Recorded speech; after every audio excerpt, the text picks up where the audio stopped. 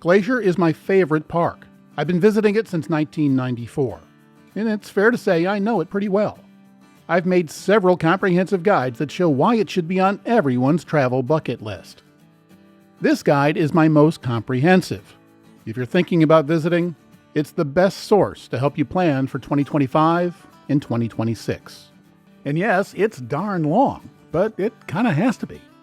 And no, I don't expect many of you to watch it in one sitting. But if you're going to the park, it'll definitely help you make the most of your trip. And hopefully you'll come back to it, maybe several times, to eventually watch it all. It's so comprehensive that many people who work in the park, including these two, watch the video as a part of their new hire orientation. Because I show you where to find the best scenic spots. I'll take you on over a dozen of its best trails, including long, hard ones, flat ones, and short ones that are accessible to all. The Continental Divide runs right through the park, and you can walk right along it on the garden wall, and with a little effort, even straddle it.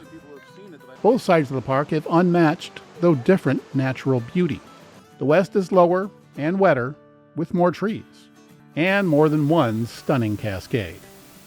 The east side is nearly 2,000 feet higher, and drier, with fewer trees to block the glacier-carved scenery, as well as those who call them home. Glaciers shaped both sides and gave us beautiful lakes. This is Lake McDonald at sunset. This is St. Mary Lake on the east side. This is Two Medicine. Lower Grinnell Lake. Cracker Lake. And this is Swiftcurrent Lake at sunrise.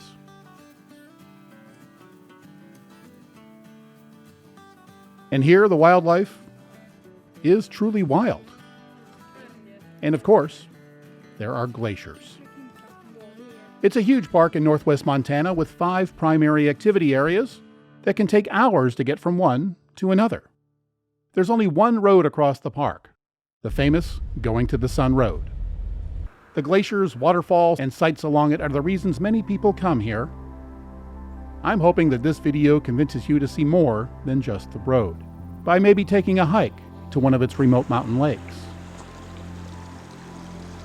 or taking a short stroll to a waterfall, or to seek serenity at the end of a broad valley. And of course, everyone should experience a glacier. You can see the sights in a tour boat, a tour bus, a kayak, on a horse, and of course on foot, which is my favorite. The over 700 miles of trails make Glacier the Hiker's National Park. There are trails for everyone. If you're a backpacker, there are great multi-day hikes, but you'll have to secure a backcountry permit for those. Boat tours are available in most areas, including across the border in its sister park in Canada. I've been on all of them, and they are a good way to relax after a long hike, or on a day when you need to let the blisters heal a bit. You can bring your own canoe, kayak, paddleboard, or even a windsurfer, but you have to have it inspected on site before you put it in the water to prevent the invasive zebra mussel from infesting this pristine environment. And you don't have to drive yourself. Historic red buses allow you to concentrate on the scenery instead of the twisty roads, while your driver tells you about the park. And did I mention there are waterfalls? The historic lodges aren't bad either, and they're in spectacular places. I'll show you all of this and tell you where to find bighorn, moose, mountain goats, and of course, bears. I'll also tell you how to reduce your chances of getting a helicopter ride out of the park, like this guy. He was not a subscriber. So I don't recommend skipping the safety segment. If you're a photographer like me, there aren't too many places that are better than Glacier. And even if you're not, you're going to come home with some amazing images. And sometimes it's better for a photo to tell the story when you'd rather not. I can go on and on about this place, so feel free to skip ahead using the chapter marks. Or better yet, subscribe to make it easier to come back later, because this is a lot to go through in one sitting. This video took over 35 days to shoot and over 400 labor hours to put together. So if you like what you see, please click the like button and maybe subscribe. And if you're able, even contribute. I'm extremely grateful to those who have. I know these things are all difficult to do from a big TV, but it's quite easy on your phone, because most people see the park by driving across the Sun Road. That's how we're going to begin. As I said, there's only one road across the park. It goes from the town of West Glacier to the smaller town of St. Mary on the east side. It covers a little over 50 miles, and it takes 2 to 3 hours each way. And maybe longer if you're on a tour bus, a hiker shuttle, or the way I've done it about 100 times, which allows you to stop as often as you want, to stretch your legs, or even to do some of the short hikes along the beautiful Going to the Sun Road. In 2025, you need a timed vehicle reservation to drive the Sun Road from the west, at least during the busy season between 7 a.m. and 3 p.m. So I'm going to show you how to do it from the east, where you don't need a reservation. It's also my favorite part of the park. To get to the east entrance of the Sun Road, you head west at the town of St. Mary. And if this is your first time, be sure to stop at the Visitor Center. The east side is much drier than the west, and about 1,200 feet higher, at almost 4,500 feet. So there are fewer trees to block the glacier-carved scenery. As we drive west, the road is sandwiched between Two Dog Flats on your right and St. Mary's Lake on the left. A sign on one of the first turnouts points to a very unique mountain. The waters from this small minor peak flow to 3 different oceans: the Pacific, the Atlantic, and the Arctic. The power of ice is plain to see above Two Dog Flats. This is the first of many geological features that I'll point out along the route. Millions of years ago, this land was under the sea. Sediment layers build up over eons. Some of the rock in the park is over 1 billion years old. More recently, several ice ages have come and gone. The last really big glaciers receded 10 to 12,000 years ago, though they got bigger again 6 to 4,000 years ago.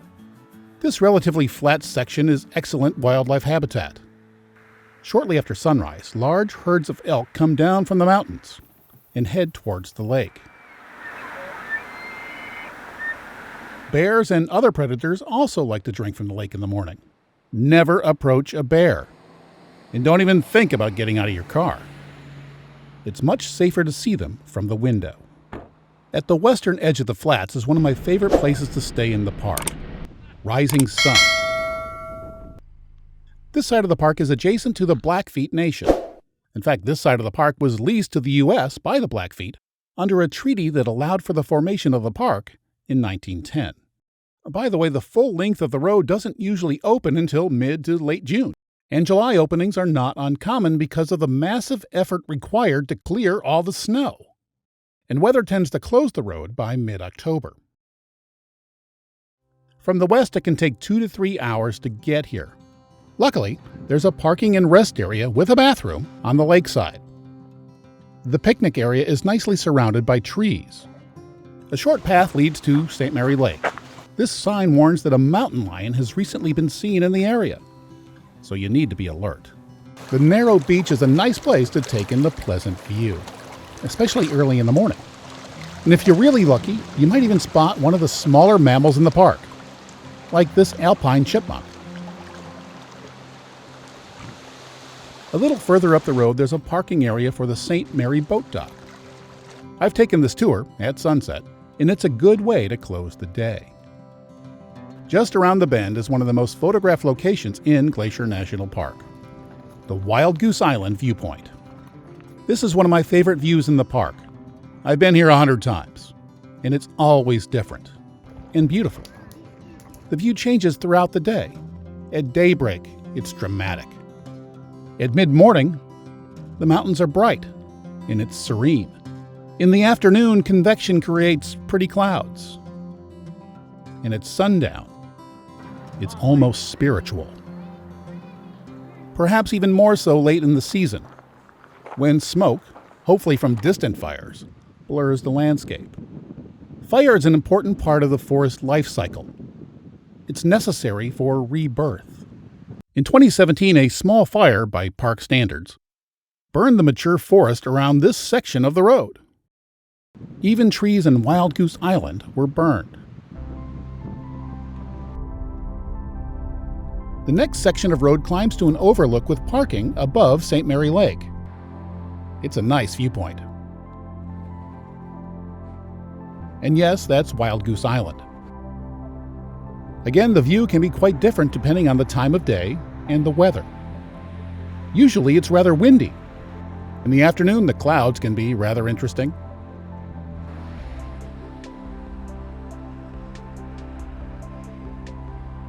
And one day, there was a rainbow. On one rare, calm day, there was a duck that had the whole lake to himself.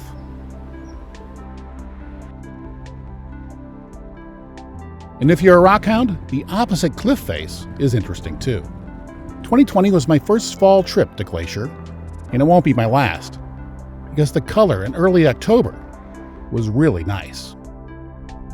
Driving through a burn area will elicit, well, mixed feelings. Dead trees aren't as pretty as a lush forest, but fire is natural and necessary. This one also made it easier to see the distant mountains. In a few places, it also revealed what was hidden. This is Lost Lake. It's just above the road, but the thick trees blocked it from view. So I had never seen it before. Turns out this is the home for a rare snail that only lives in this lake. The nearby Sun Point parking area is another handy place to get out of the car, explore a bit, and maybe even grab a bite to eat on a picnic table with a warning that, well, you don't see at many picnic spots. And it turns out that this warning was valid. While waiting to use the pit toilet, we saw a black bear mama and her 2 cubs feeding on the hill. Luckily, they were more interested in the berries than us. There's also a trailhead here leading to 3 waterfalls. The first is just 2/3 of a mile away. The trail is mostly flat with nice views of St. Mary Lake. It also offers a chance to walk through a burn area, which it turns out has many nice photo ops. And Bering Falls, well, it's not bad either. And on a hot day, the mist may help you keep cool. You can continue for another mile or so to 2 more waterfalls. This is a nice trail to get a little exercise on a day when you're likely to spend a lot of time on the road. As the road continues through the burn area, I was intrigued by a sidetrack with its gate down. It turns out it leads to the remains of one of the park's historic cabins. Back in the day, this was a shelter for backcountry rangers. Today, it's a relic of the past that will hopefully be respected and left undisturbed. It's also a great place to see how a forest starts anew. A few miles later is the popular Sun Rift Gorge. This small gorge is just a few steps above the road. But most stop here because this is the shortest way to Bering Falls. It's just 1/3 of a mile from here. Those looking for more exercise can head further down the trail to St. Mary Falls and even all the way to Virginia Falls. And because of that, this parking area often fills up early. If these falls are on your must-do list, you really need to get here early. More mountains come into view as the road continues through the burn area. We're also approaching 1 billion-year-old red rock. Here's one of those things that's a bit hard to believe. When this silt and mud was deposited, this entire area was underwater.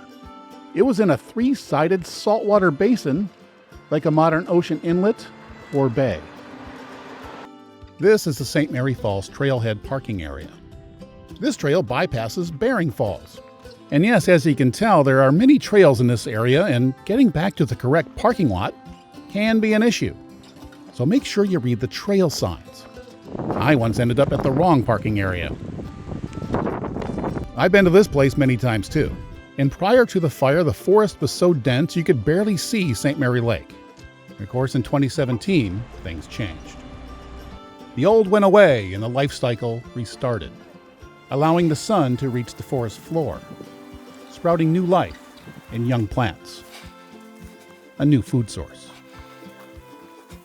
Behind those trees is a shy female moose, feeding on that new growth. And sorry, but here's one more science lesson before we leave this place. Look down. Many of the red rocks have fossilized ripples on them. Others have mud cracks. And one reason they're so well preserved? Well, they're so old that complex life had yet to evolve. The road cuts through even more colorful geology as it rises. In places, it's a more typical dull gray or pale yellow. But then a few miles away, it's bright green. And after that, a deep red. Near the pass, it cuts through the black band. The reason for the diversity is fascinating and explained well in roadside geology books, available in the gift shop. Even if you don't need the bathroom, this pullout has great views of the mountains. The road climbs out of the burn area towards the alpine section. It begins at the Jackson Glacier Overlook. For much of the year, the alpine section is closed due to snow or plowing operations. But when it is, you can still drive all the way up to here. It's worth it because this is the best place on the road to see one of the park's glaciers. And Jackson Glacier is one of the biggest in the park. But this one, like all the others in the park, has shrunk over the decades. In 1997, I hiked up to Grinnell Glacier with Al Gore. I was also there when the U.S. Geological Survey inspected Grinnell Glacier 10 or so years later. Soon after that, the park's info sign started stating that all the glaciers in the park will disappear by the year 2020. This new one was installed in 2019, and it has no such claim. When I wrote the last version of this video, there were only 25 glaciers in the park. Today, the park claims there are 26. I shot this video in 2010.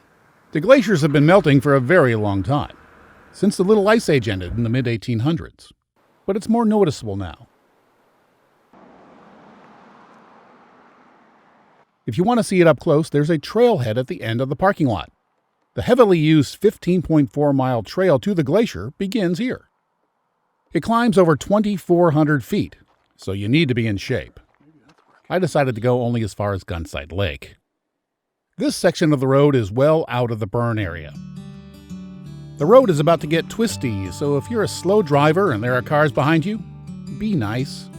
And use one of the pullouts because, well, you can no longer pass after the curve towards Piegan Pass. And that's where the speed limit changes from 45 to 35. Shuttle stops and a parking area tell you that this is a popular hiking area. The sign says Piegan Pass, and it's a trail I've enjoyed, especially the path through the scree field. But Siyeh Pass can also be reached from here, and it might be even better. This is the biggest of the two switchbacks on the east side. From here, the road climbs quickly, and around the next bend are a few pullouts with some of the best views in the park. This is one of those places where you can spend lots of time, just taking it all in. If all the pullouts here are taken, don't worry, there's more up ahead. There are tunnels on either side of Logan Pass. This is the East Tunnel. The tunnels opened in 1933. They were the last sections of the road to be completed during its 9-year construction. The final switchback on this side is just up the road, and at the far end is Lunch Creek. This is another one of my favorite photo spots in the park. And if you're lucky enough to be here in mid to late summer when the beargrass and other wildflowers are plentiful, then it's even better. As the road gets higher, the views get more spectacular.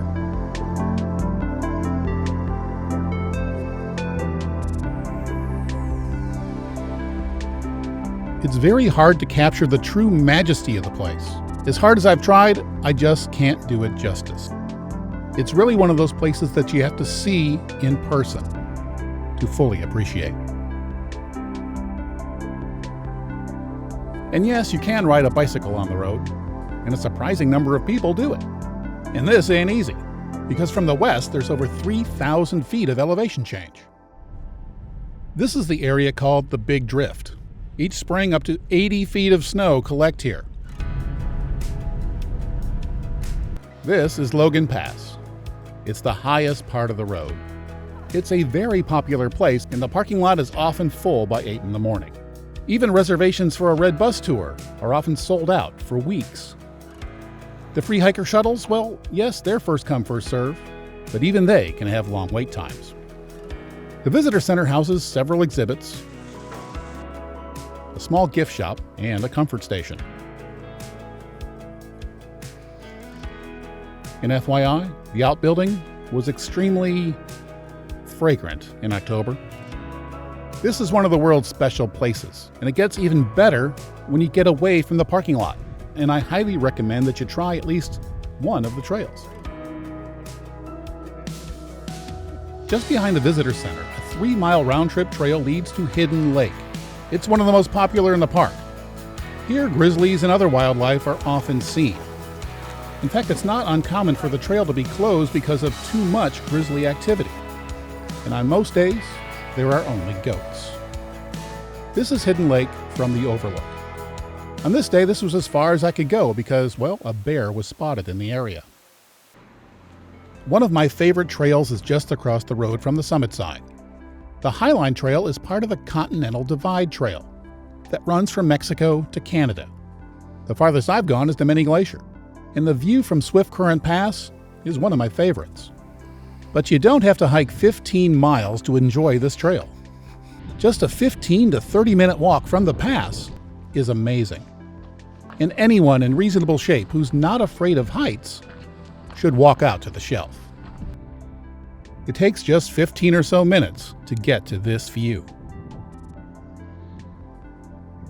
On the way back, there's a nice view of the mountains and our road.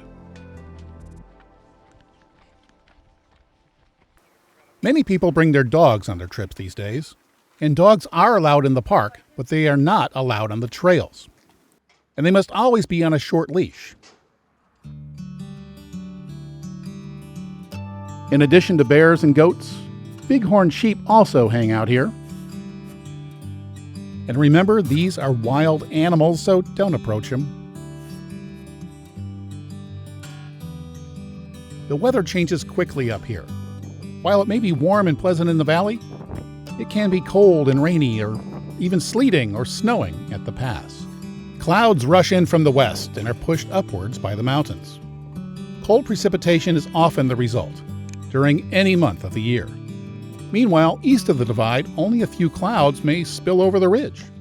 Most just evaporate in the dry air of the east.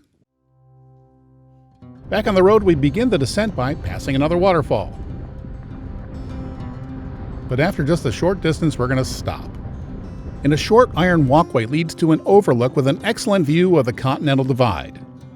This part of it is called the Garden Wall.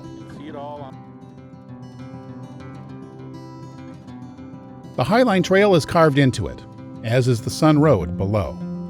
And you photographers out there should keep in mind that it's going to be in shadow until the sun hits it in the afternoon. And this overlook is a great place to take it all in.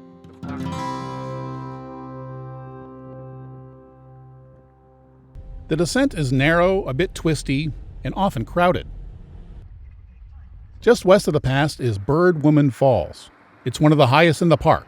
At 460 feet, it's still dwarfed by the mountains. The entire length of the road has been recently paved, but they're always making improvements, this time to a safety rail. On this road, always expect delays. Heaven's Peak is one of the most striking on the west side.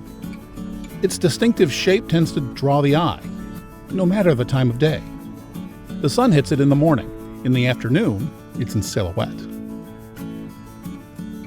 I love driving this road. But part of the experience is getting out of the car and just looking around. And there's a great parking area where you can do this at Haystack Creek. The creek and billion-year-old rock are up the slope. The last stretch of our road, it's at the bottom of the valley. And again, well, video just can't do this place justice. You really need to be here in person to get it. And that lady there, she gets it. She said it much better, but I wasn't rolling, so I asked her to say it again. Describe how beautiful was this. That wasn't very sincere. But you can't. See? She gets it. That's the Weeping Wall behind them. It's one of the landmarks on the road. It's called that because water weeps out of the rock during the early season snowmelt. It does more than weep, making it a great place for photographers. Just past it, it gets twisty again, and it's easy to see why the Sun Road has a vehicle length limit of only 21 feet. Anything longer just can't make it around the bends. In the autumn, there's remarkable colors behind every corner. Much of this section hugs the cliff face. There's only one real switchback on the west side, and it's called the Loop. There's parking, a pit toilet, and more great views. This area has burned a couple of times in recent years, and an info sign tells the story. I was here in 2003 and saw it myself. It was the largest fire ever in the park. It burned much of the west side, including this area. I visited many times since then, but this is my first autumn visit. The color really helps differentiate old growth from the new. And of course, it's pretty. This spot also has the second best view of Heaven's Peak, even when it's a little smoky. The loop is also important for hikers. This trail heads up to Granite Park, where it connects to the Highline Trail and then Logan Pass. A hiker shuttle stops here to drop people off, or to pick them up and bring them back to Logan Pass. The fall color makes it easy to see the size of the burn area, and it seems that deciduous trees are replacing some of the conifers. And that's McDonald Creek down the valley to the north. This is just another place in the park where it's really nice just to look around. The best, or at least my favorite view of Heaven's Peak, is just down the road a bit. This is the West Tunnel. There are pullouts on either side of it, and a short walk offers a little surprise. It's the best, or at least my favorite view of Heaven's Peak. And there's a viewing area on the other side. Avalanches are frequent occurrences during the spring snowmelt. And here the power of an avalanche is clear to see. Safety and the time required to clean up these avalanches is another reason the road opens so late. The road eventually levels out and follows the contour of McDonald Creek. Several turnouts provide creek access. At first, it just trickles over Glacier's famous multicolored rocks. And in places, calm waters reflect fall color. Further down, there's small cascades. At Red Rock Point, there's bigger ones. The trail leads to a wooden overlook. At certain times of day, two-legged wildlife tend to visit the swimming hole. Curious types will find a few places to explore here. FYI, several years ago, I broke a rib doing something similarly curious in this same area. But anyway, early in the year, the water tends to be a bit higher. This was shot in early June. I had never seen it like this before.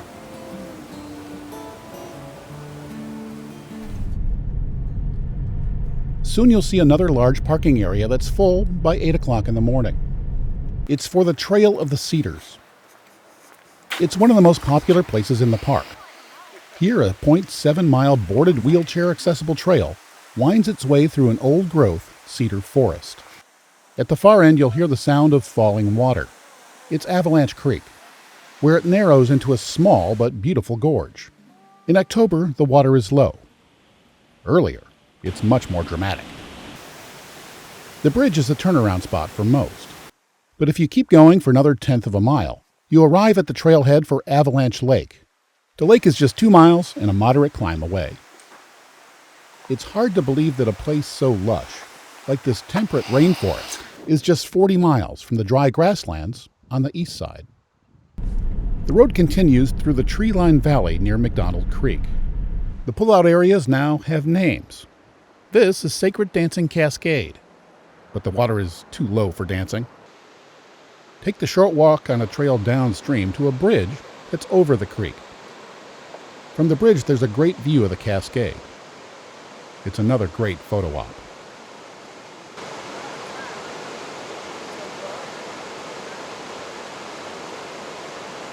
And below the bridge, there's plenty of space for quality family time.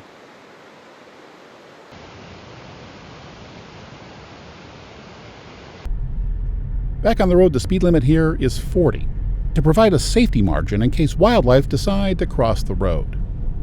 The creek empties into Lake McDonald. It's the largest lake in the park. The famous Lake McDonald Lodge is at the east end.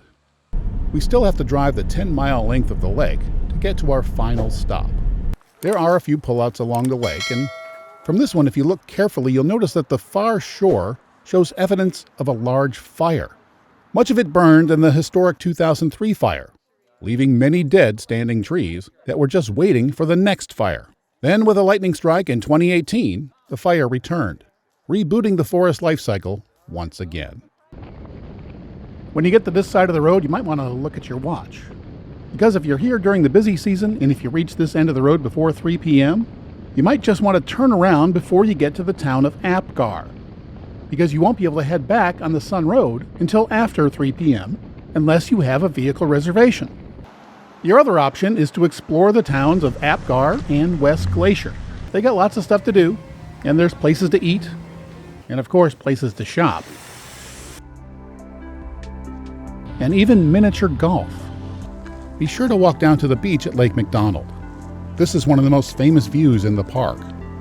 It's best in the afternoon, unless it's smoky like it was this day.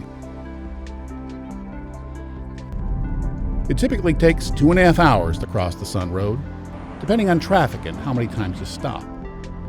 I know most people stay on the west side of the park, so most of you will drive it from west to east instead of the way I took you in this video. But I hope I convinced at least some of you to get up early and see the east side of the park at sunrise.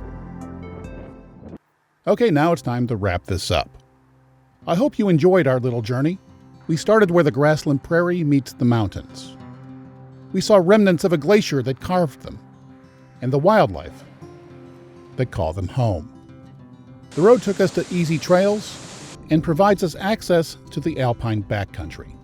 The trees and color remind us that our world is always changing, and that there are different types of beauty when you look for it. Nowhere else can you experience all of this in just a few hours, except on the amazing Going to the Sun Road.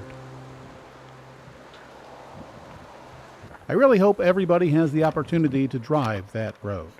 But I hope you understand that Glacier has much more to offer. You should also hike a few of its trails to explore the landscape and to see things that you can only see on foot. They say Glacier was named for its glacier-carved valleys, not the 70 to 80 glaciers that were in the park back then. But today, they're the reason many come to the park. And there's a trail, my favorite trail, that takes you right up to one. It's in the Mini Glacier area, and it's called the Grinnell Glacier Trail. There are spectacular views all along it. And if you like taking risks, you can even walk on one of the remaining 26 glaciers in the park. Sometimes I start at the trailhead, and sometimes I've saved a few miles by taking the boat from the Mini Glacier Hotel. In 2025, we all have to start from the hotel because the entire Swiftcurrent area is closed for construction. Only people staying at the hotel and those with a reservation for a trail ride, a boat tour, or other official service are allowed to drive past the Mini Glacier entrance. The rest of us will all have to buy a $2 reservation for a specific time window for a shuttle bus that will pick you up in a temporary parking area on the Mini Glacier Road. I'll tell you how to get one of those reservations a little later. But first, the trail.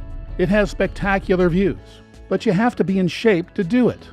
It's just 7.5 miles when you take the boat, and the boat will be available this year, but it's about 14 miles if you start the hike at the hotel.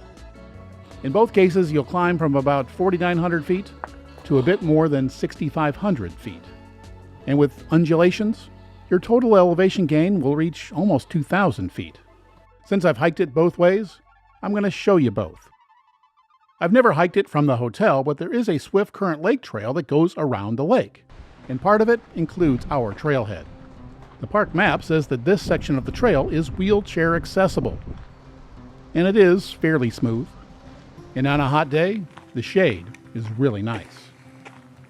It continues in the trees for a few minutes until you reach this bridge, which is a nice spot for a photo.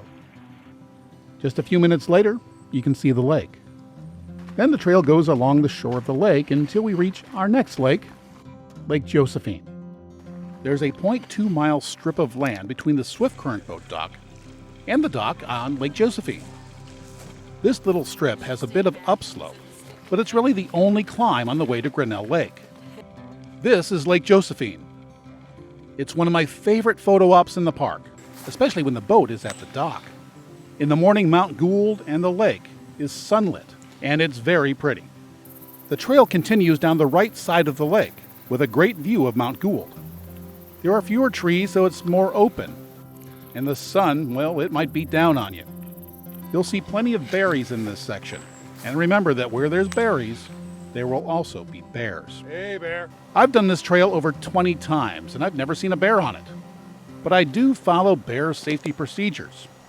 I make noise.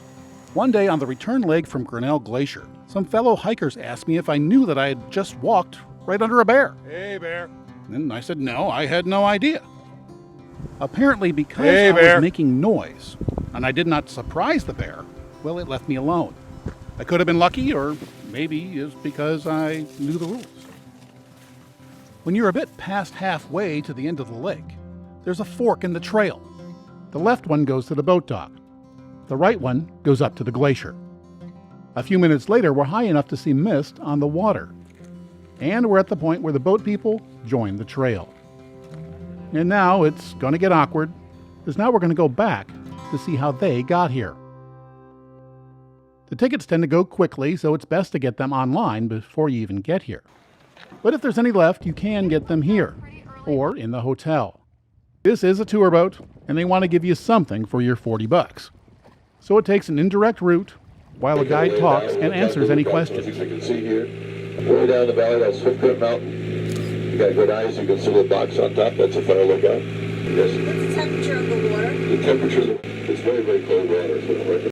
At the other end of the lake, we make our 5-minute climb up that glacial moraine to Lake Josephine, and my favorite photo spot.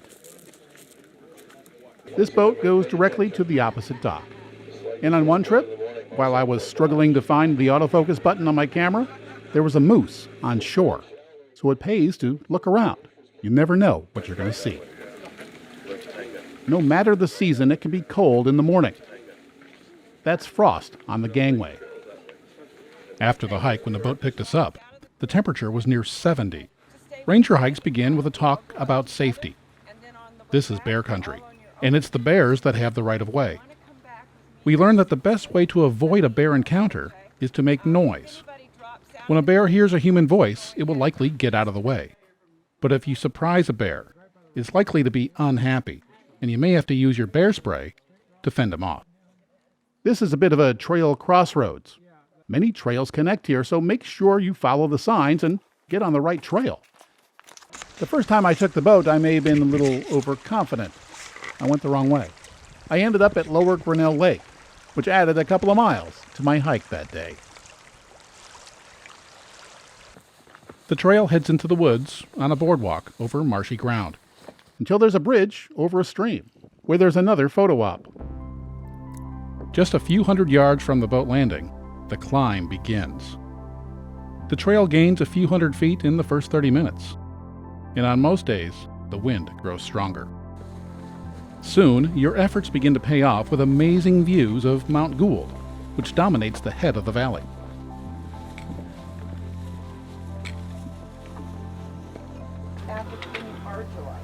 On ranger-led hikes, you'll have plenty of time to rest, as you learn about local geology, wildlife, or any other subject in which the ranger happens to be fluent. This ranger is into geology. She tells us sediments which make up the rock of the trail are very old. The layers were laid down hundreds of millions of years before even dinosaurs existed. Right next to the trail, there's evidence of the powerful forces which bent the rock and formed these mountains. She uses pieces of cloth to show how the layers of rock were bent and twisted by the forces. Look at how that rock is folded. The layers are almost vertical. On a rare, sunny, calm day, Lower Grinnell Lake is just gorgeous. The climb continues, and depending on the season, the foliage gets more colorful. While I struggle climbing, let me pass on something else that the ranger told us. The black band is 100 feet thick. It's an intrusive basalt that's 780 million years old. Back then, believe it or not, the North American plate was much nearer the equator, so it seems that the Earth has always been changing. Parts of the trail are trickier than others. Lower Grinnell Lake looks less gorgeous when it's cloudy and windy. We're walking over ripples that look like something you might see at the beach. And well, that's what they are. They're ripples. But these are even older than the black band. 600 million years older. I'm walking on what was once a tropical beach, and today it's 6,000 feet above sea level, which is more evidence of that constant change. There's a gentle rise over the next mile and a half, bringing Salamander Glacier into view. It's just above our destination. That saddle, it's accessible from the other side of the mountains, via the Highline Trail. If you're interested in knowing how to get there, subscribe to my channel and watch my Highline Trail video to see how I struggled to get to see the glacier from that point of view.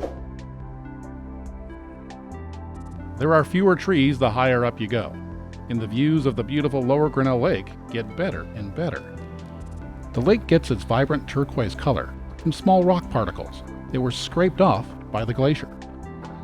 There are other trails in this area. In fact, a trail on the opposite side of the valley leads to Piegan Pass. Bears aren't the only mammals on the trail. This little guy will try to get your food, but don't let him. In this section, Lower Grinnell Lake is a constant, beautiful companion. The scale of the scenery, it's hard to capture on camera. Somewhere up there is the trail. In a few minutes, we're beside another cliff face. In many places, the trail is little more than a narrow shelf carved into the rock. There are a number of water sources on the trail, but even in this remote location, parasites may be present. So water must be filtered before you drink it. And this source is near one of my favorite viewpoints. And if you time it right, there may even be lupins. The glacier is now only about a mile away. Then it gets steep again. About this point, the trail switches back and actually loses a couple hundred feet. There's a clearing with a gentle slope as you head back up. If this were midsummer, it would be filled with blooming bear grass. And then it gets steep again. It's a single track, wide enough for only a single person to pass at a time. Then there's an outcrop with another amazing view.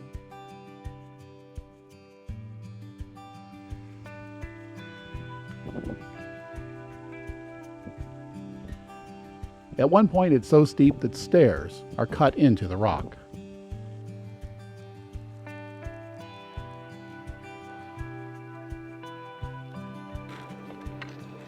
Soon you can hear the waterfall at the end of the valley, and then another incredible view. Depending on your speed and how often you stop for pictures, you've been on the trail for about 2 hours by this point, and you've climbed about 1,200 feet. So yes, you do need to be reasonably fit, or an 8-year-old boy accompanied by his rightfully proud parents.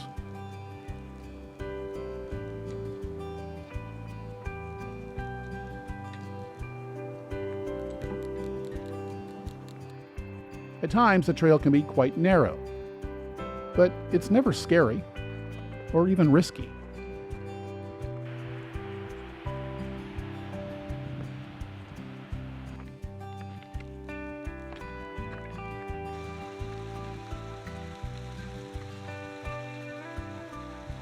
Soon you can hear the waterfall. Eventually, this meltwater will flow all the way to the Arctic Ocean. The trail was built in the early 1900s.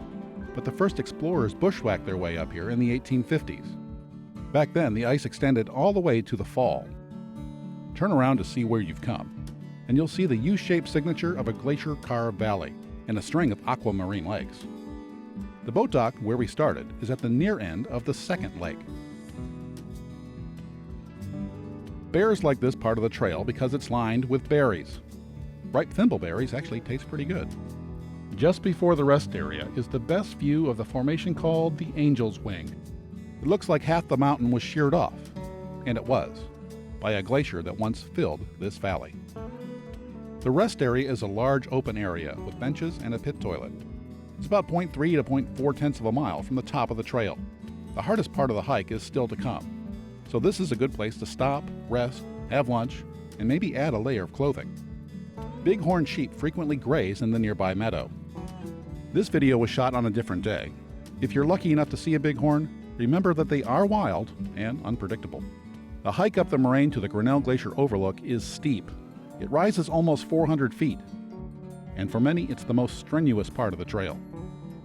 When you're at the top, 4 miles from the boat dock, you may be tired, but the views are well worth the effort.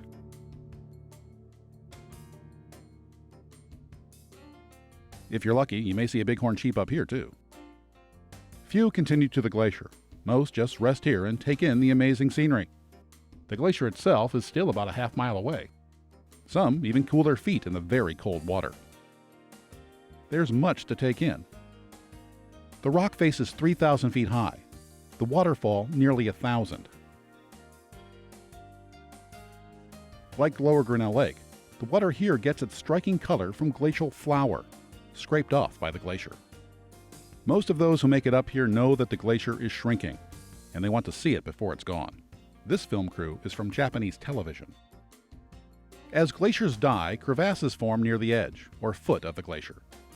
Ice then breaks off and becomes a berg. Bergs now cover much of the upper Grinnell Lake.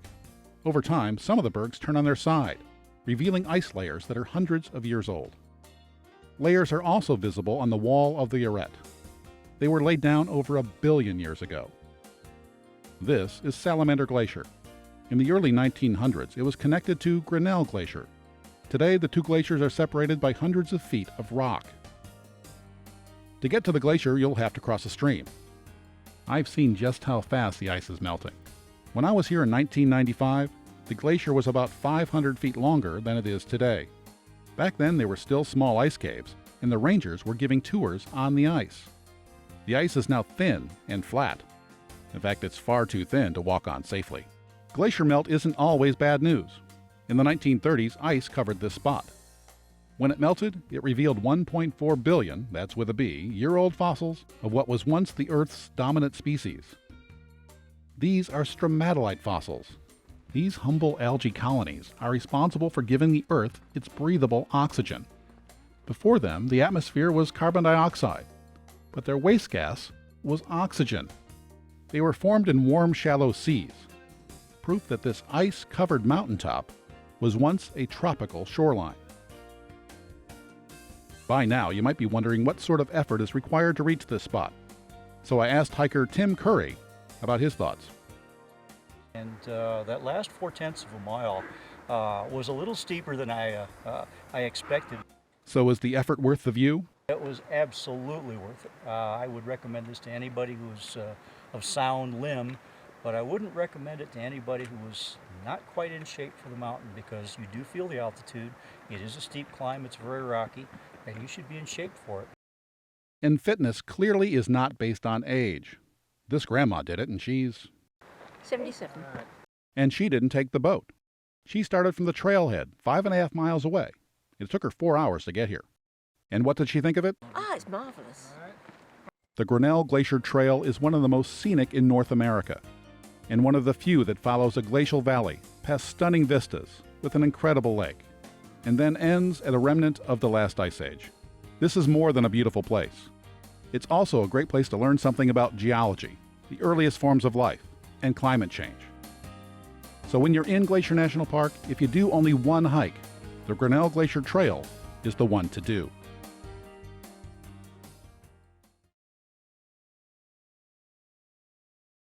Unless you're staying at the Mini Glacier Hotel, have booked a boat ride on Swiftcurrent Lake, or Lake Josephine, or a trail ride, you cannot drive into the Mini Glacier area this year.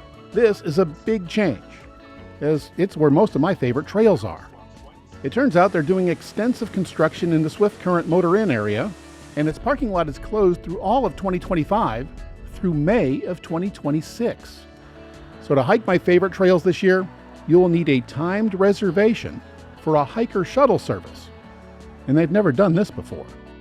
They're still working out all the details, so check with the park website for updates. You'll purchase the tickets on the recreation.gov website starting June 24th, and the shuttles will only run from July 1st to September 21st. It's not clear where you're going to be picked up, but they will drop you off at the Mini Glacier Hotel parking lot, which will add up to a mile each way to your hike. Again, check back to the website for details if you're planning on doing these beautiful hikes in Mini Glacier.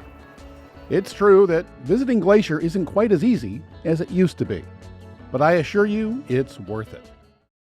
Before I give you a tour of all the park's lodges and some of the other things to do in the park, I'm going to show you one more of my favorite trails. I'm sure you remember Logan Pass from our Sun Road Drive.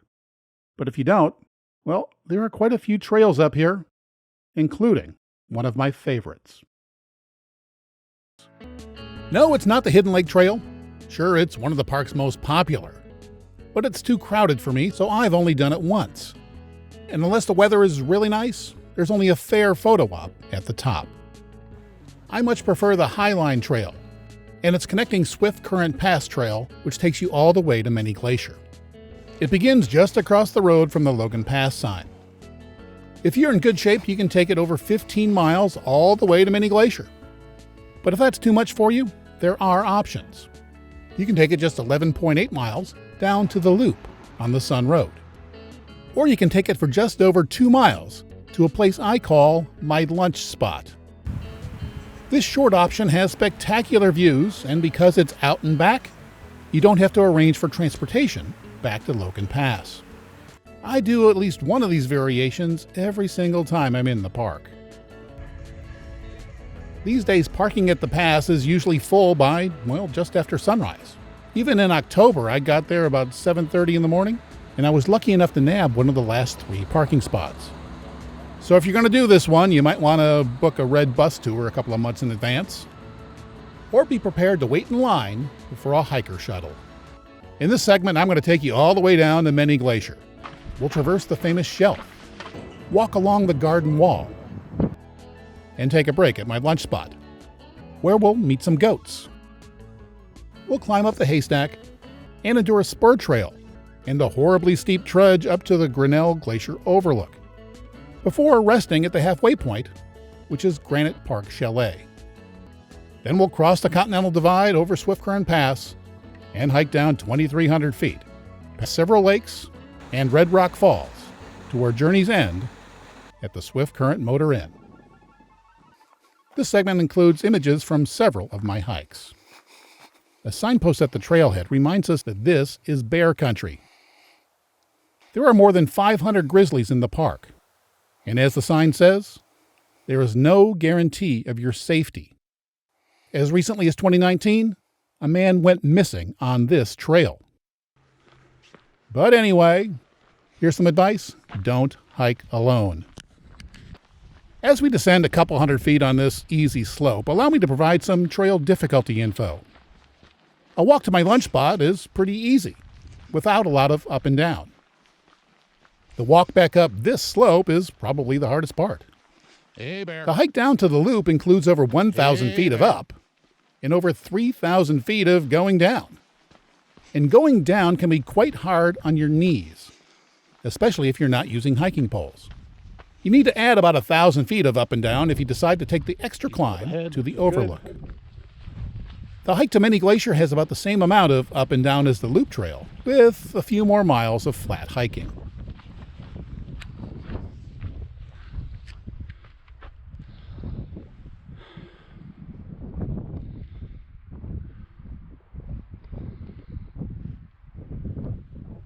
This is the shelf. it was blasted into the several thousand-foot high garden wall. It's so narrow that you have to stop to let other hikers pass. It can be scary for some, but there is a handy garden hose-covered safety cable to hang on to. At least there is during the busy season. On this early October morning, it had already been stowed for the season. A little later in the morning, there is more sun on the trail and in the valley. And early on, the Sun Road is still within earshot. The cliff face is massive, but it's not until you get off the shelf and look back that you see just how big it is. But it's the view across the valley where you're most likely going to be looking. After just a few minutes, you're off the cliff face, and the trail opens up a bit. Bears aren't the only wildlife feeding here. Bighorn sheep do too. Across the valley, the 492-foot Bird Woman Falls comes into view. The trail cuts across the safety of a scree field. Then you're back in the trees where bear precautions are necessary. Some wear bells on their boots to let bears know that they're coming. But most rangers say they're not loud enough. Hey, bear. Talking, singing, and generally making noise is deemed the best way to let a bear know that you're coming. And then they usually get out of the way. Some of the smaller creatures in the park may come out in hopes that you'll toss them a crumb or two. But don't. It's best to keep wild animals wild. The trail continues along the garden wall. And by now, you can no longer hear the traffic. It's only natural to spend most of your time looking down the trail. But the view up is also impressive. This is a place where you're truly surrounded by the magnificence of Mother Nature. At this point, we're only about an hour out from Logan Pass. It's been a pretty easy stroll. And if you're not going the whole way, remember you can turn around at any point. You never know what you're going to see on the Highline Trail. Here, a mountain goat family grazes next to the trail. These goats may seem cute and docile, and most of the time they are. Like all wild animals, they are unpredictable, and it's best to keep your distance. This part of the trail is pretty flat and open, with fantastic views of the mountains on the other side of the valley. At a little over the 2-mile point, there's another grove of trees, beyond which there's a right turn onto another shelf that's been carved into the cliff face. This is my lunch spot. And if you don't have the time or the energy to do an entire trail, this is a great turnaround point. I call it my lunch spot because there are shelves carved into the cliff face. They make an excellent picnic spot. Even if you're continuing on, they're a great place to take in the McDonald Valley while resting up for the 275-foot climb up to the haystack. This is also a great place to interact with other trail users. Most are friendly, but some will insist that you get out of their way. When you see hikers heading the opposite way, it's a good idea to ask them if they've seen anything interesting. One time, a couple told me there were bighorn sheep grazing in the clearing just a few hundred yards down the trail. Bighorn sheep are the symbol of the park, and it's a treat to see just one. And sometimes you're lucky enough to see several of them doing what bighorn do. The open space and lush grass attract grazers, as well as their predators. On another hike, I nearly captured a grizzly hunting a mountain goat. It was a mama and her 2 cubs were nearby. Grazers think it's safer to be on rocky ledges, but seconds before I shot this video, this bear was chasing a goat. Bears are omnivores. That means they'll eat just about anything. They also can be territorial. This mama bear has cubs, and when she finds an area with plenty of berries, she'll defend it for her family. Luckily, these bears were about 1,000 feet above the trail, but they can run at 35 miles an hour, and I was glad it didn't start heading my way, because you need to remember that you're miles from the nearest road and hours away from any medical help. I was happy to see that they didn't come any closer. Luckily, this bear was just checking us out.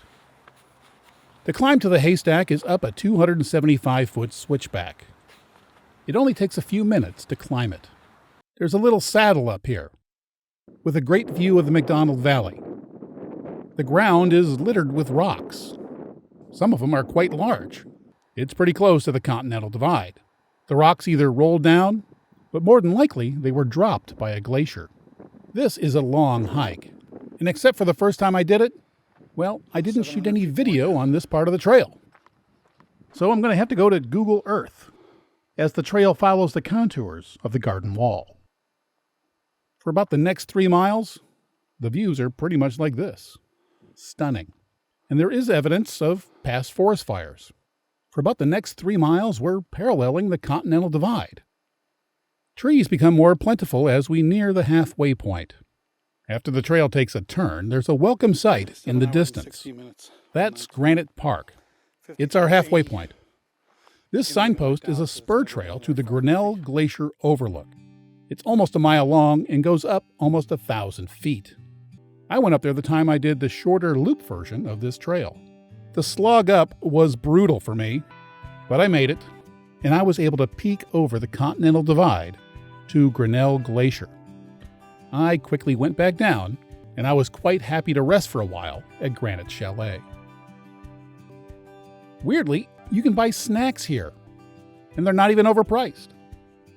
These buildings were built in 1914 and 15 by the Great Northern Railroad as a lodging site for their customers. You can still stay up here, though reservations are quite hard to get, and they're very basic. You even have to bring your own bedding. But I'm told the nights up here are close to magical. You'll have the opportunity to talk to several of your fellow hikers here, perhaps about how they're going to get back to their cars if they're only taking a one-way trip. After a brief respite, it's time to leave the Highline Trail and head over Swiftcurrent Pass. A few trails meet here, so read the signs to make sure you don't take the wrong one, so you don't end up at the Swiftcurrent Overlook. A chalet stay makes these viewpoint hikes much easier. The trail up to the pass is a bit rockier than I remembered. It also has about 500 to 600 feet of up that I forgot about.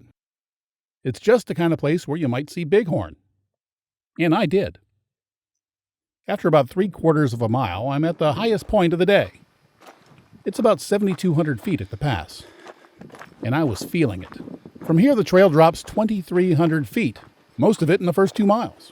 If you're new to hiking, you may be surprised to learn that going downhill is harder on the joints.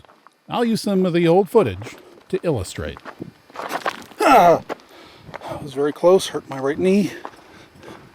It was steep, rocky, and perhaps due to my painful knee, well, I was in need of a, psychological boost. Well, that's what I came to see. This view. And I was tired. Didn't expect that last bit of up, 500 feet or so of up. But the view is beginning to be there, and I can't wait to get a little further down the road. Feeling better, heart rate's getting back down to 125. Nice cool breeze in my back. Sunny, it's a good day. After 9 miles, I'm coming up to the view I've come to see. It's amazing. I'm at over 7,000 feet, looking 2,000 feet down a valley that was carved by a glacier 12,000 years ago, leaving a chain of beautiful lakes. In addition, I can faintly hear the sound of 3,000-foot waterfalls. This is a special place. There is no other way to see this. You have to hike here. You'll have to endure exhaustion, blisters, and pain, while hauling yourself, your sustenance, and your cameras for 8 hours to see this. That's 0.9 miles away. They say that you appreciate things more when you earn them. And they're right.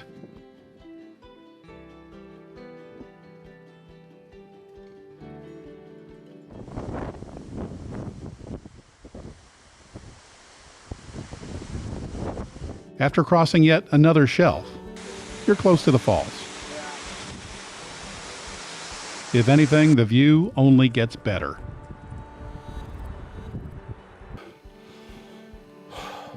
But the view's not bad.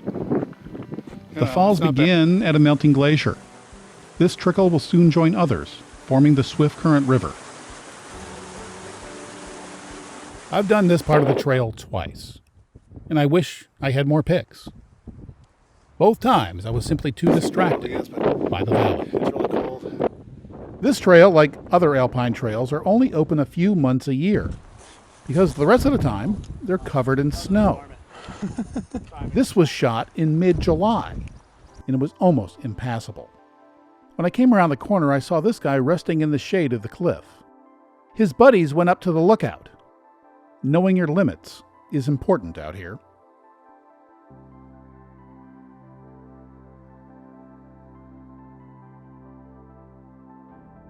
Several wide-eyed minutes later, I'm on the valley floor. I look back and realize that this meltwater is just starting a journey that will end in the Arctic Ocean. And by the way, it's important to learn the types of scat. That was dried bear scat. The first suspension bridge means that there's 4 miles to go.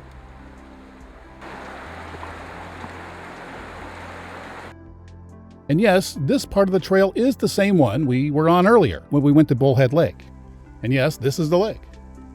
As I've been here many times before, well, I'm not stopping as often to shoot pictures.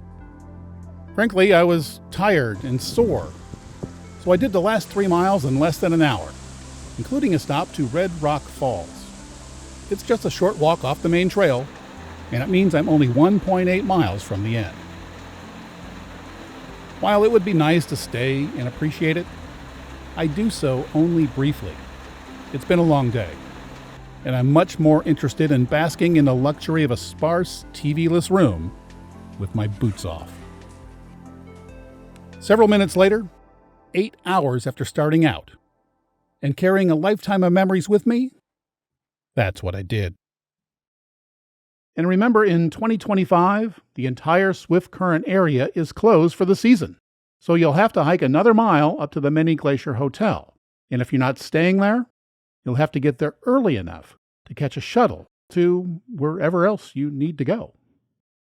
I've shown you 2 of my favorite trails in great detail, and well, we just can't do that for all the trails in the park. This thing's long enough already.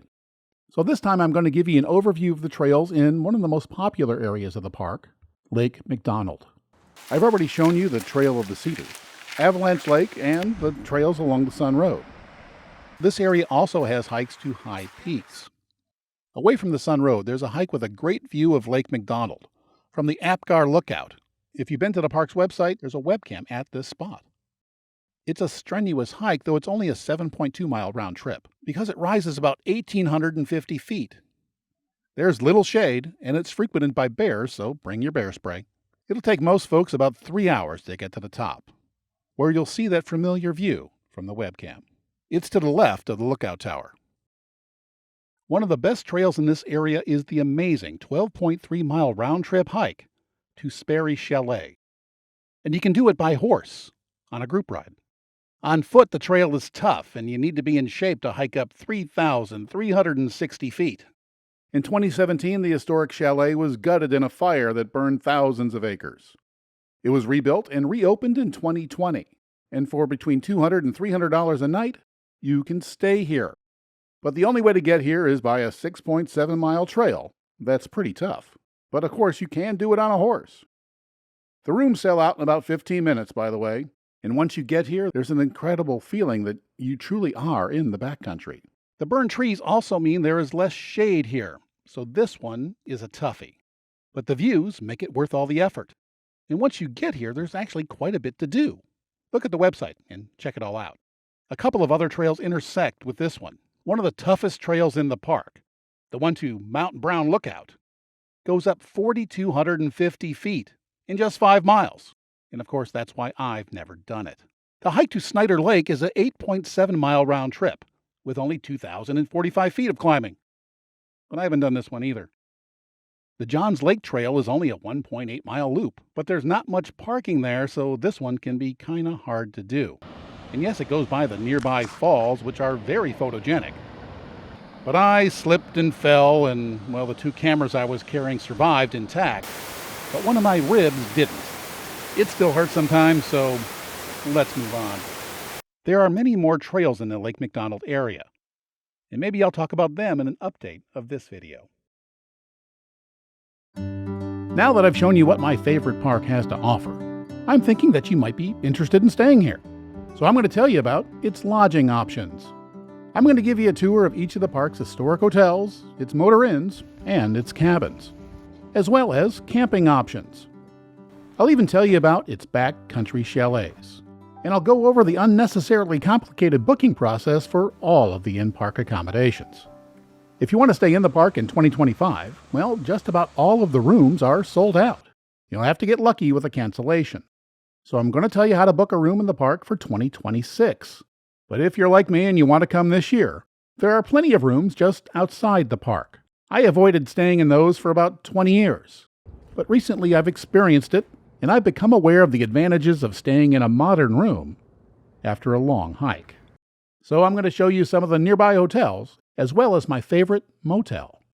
If you're a camper and want to come this year, well, you've still got a shot at getting a site, because some of the in-park campsites are available on a first-come, first-served basis. But I'm going to start by showing you these beautiful hotels. About 3 million people visit the park every year. They come for the spectacular scenery, the wildlife, and perhaps the chance to experience the early 1900s version of luxury. The largest hotels are historic beauties, built by the Great Northern Railroad. They have floors that creak, walls that are thin, no TVs, and beautiful lobbies with very slow Wi-Fi. Though I hear they are working on upgrading it with Elon Musk's Starlink system, which will greatly improve things. The park is so remote that they're only open for about 110 days a year. To stay in the park, you have to plan ahead. There's less than 1,000 rooms in the park, and they're often booked 13 months in advance. So most of us don't get to stay in the park. There are many campgrounds, and a few of them take reservations which are also booked months in advance. Local businesses on the west side of the park have responded with accommodations at many price levels. From the traditional full-service hotel to my favorite motel, which is just a few miles from the west entrance. Glacier National Park was created in 1910, thanks in part to the Great Northern Railroad, who brought the tourists here. They arrived at either East or West Glacier. They toured the park on horseback, and at the end of each day's ride, they stayed in tents or small chalets built by the railroad. It wasn't long before those accommodations weren't posh enough for the wealthy Easterners who could afford these trips. So the Great Northern started building large, modern hotels in spectacular places. These hotels are much the same today as they were when they were built. Some have been recently renovated, but they're still pretty basic by today's standards. If you're expecting to find features and amenities that you would find at any major city hotel costing this much, well, you're going to be disappointed. Here there is no air conditioning, and few other modern conveniences that isolate you from the wonder that surrounds you. Wi-Fi is available, but only in the lobbies, and your cell phone won't work unless you're near Apgar or St. Mary, or if it can connect to those Starlink satellites. The historic lodges are located in the most popular parts of the park. And remember I said that Glacier is big. Well, these lodges are at least 50 miles apart, and it'll take over an hour to get from one to another. I'm going to start at the beginning, which is a pretty good place to start. You can still arrive by train at East Glacier. Red buses provide tours, and there's a shuttle bus service to the rest of the park. Glacier Park Lodge was completed in 1913 with 61 rooms. An annex was later built with another 100 rooms. This is the only lodge outside the park boundary, which is why it's legal to fly the drone here. The entire east side of the park is on Blackfeet tribal land. When the locals saw the lobby for the first time, they called it Big Tree Lodge, because it's supported by 60 large trees that still retain their bark, which apparently is hard to do. There's also a fancy-ish restaurant and a bar lounge with more casual fare. And of course, there's a gift shop. The lobby also has a display that teaches the history of the area, as well as some local art. It's also a great place just to kick back and relax. There's a variety of rooms at different price points. This is one of the bigger ones. It has been recently renovated, it's comfortable, and it reflects the local environment. And there's a great view of the mountains. The smaller rooms are nice too. And I wonder why the hallway is so big. Back in the day, this was a destination hotel, so there's a 9-hole golf course. And of course, you can tour the park on a red bus. You can also book a walking interpretive tour of this historic lodge. And if you want to get married here, they do that. It's become a popular wedding venue, and they got 3 ballrooms. The park's trails and boat tours are just over 10 miles away. If you come by train, you can rent a car here, or you can use the park's red bus tours or its shuttles. But I'd ask the hotel staff how to navigate your transportation issues before booking a room. Once you're past the town site, the road becomes a great driver's road, with plenty of twists and nice views. And then it heads down to the Two Medicine Valley. This is the Two Medicine Gate. When the Sun Road is not fully open, this corner of the park tends to be pretty busy. Just about a mile past the gate, I tried to park at a trailhead. But even on an early June day, I had to double park just to get this shot of the trail. The main Two Medicine parking area is a couple more minutes down the road, near Two Medicine Lake. Into a parking place, please. The parking lot's full up. Already. Here too, on this cold, rainy day, the main lot was full, and it was just after 10 in the morning. But luckily, the camp store lot wasn't full.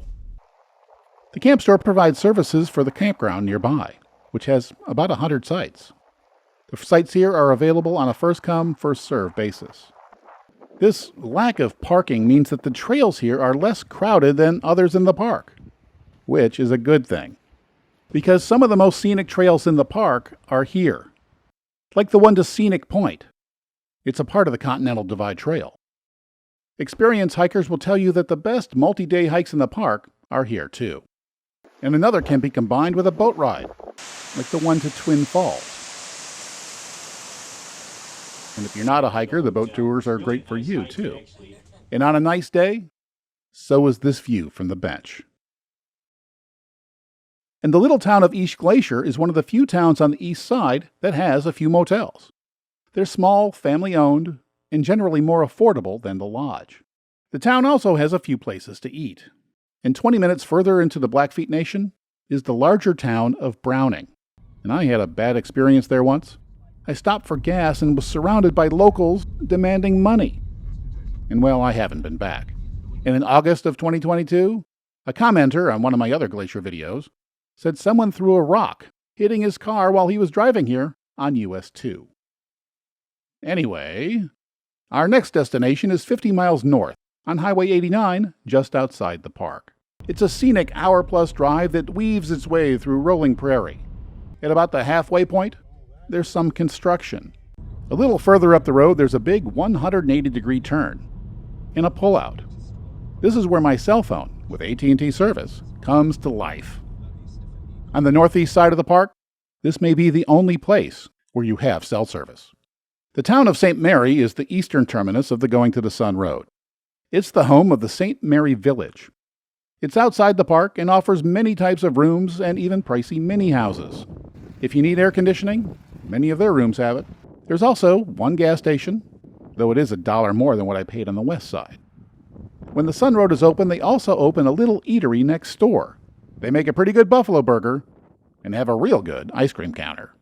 A little farther north is my favorite part of the park, Many Glacier. It's popular for a reason. It's a day hiker's paradise. And it's a pretty good place to spot wildlife, too. Many of the most popular trails in the park are here. This is the Many Glacier Hotel. The 5-story Swiss-style hotel opened in 1915. The surrounding mountains reminded many of the Alps, so the lodge was built in the Alpine Swiss style. The Great Northern Railway promoted it as one of the most noteworthy tourist hotels ever erected in America. Located on Swiftcurrent Lake, the Many Glacier Hotel is the largest in the park, with 214 guest rooms. In keeping with the era in which it was built, the rooms are simple but comfortable, and the ones with the balcony have a great view. And for you young couples, keep in mind that the walls are very thin. Like the other historic hotels, it does not have the luxury of air conditioning. It was renovated 100 years later, in 2016. The lobby is a great place to relax, near the large windows or the large fireplace. And feeding it keeps the bellman busy. During the 2016 renovation, the lobby was returned to its original design. The gift shop that had been added was removed, and in its place they built a spectacular wood staircase to match the one that was originally here in 1915. The Park Service raised almost $250,000 to remake this solid wood double spiral staircase. It was a part of the original building in 1915, but in 1957 it was removed to make room for a gift shop. While talking to a bellman, I learned that the lights hanging from the lobby ceiling were changed back too. It also turns out that he's a subscriber to my channel and quite a fan. So I'm going to let him explain what they did. So the lighting that we have here after the renovations went back to the original Japanese style. The Great Northern Railway, when they had their line come through, it went Chicago to Seattle, and then they had a steamboat that could take you straight to Japan. So they bought lanterns from Kyoto, Japan. But after World War II, Japanese style obviously wasn't very popular. So in the renovations, when they took out the spiral staircase, they also changed the lanterns. So in these most recent ones, they took them back to the original style for as much as they could. Let me tell you, it's really nice to hear from people who like my work. And you never know what kind of effect you're going to have on people. This guy was also working at the hotel, and he told me that he decided to work here after watching my hike to the Ptarmigan Tunnel video, which is a pretty nice hike, and he wanted to see it for himself. The gift shop is now on the lower level. There's also a snack bar / convenience store called Heidi's down there. The lower level also provides access to the rocky Swiftcurrent lakeshore. And even when the weather is bad, the view isn't. When it's good, it's really good. Especially at dawn. And the sunsets, they're not bad either. On the main floor, there's a fine dining restaurant. Here's a peek at the menu. The choices look pretty good. The fancy Ptarmigan dining room has also been returned to its original glory. There's more affordable options in the bar. Lots of folks want to stay here, so they can charge a lot for the privilege.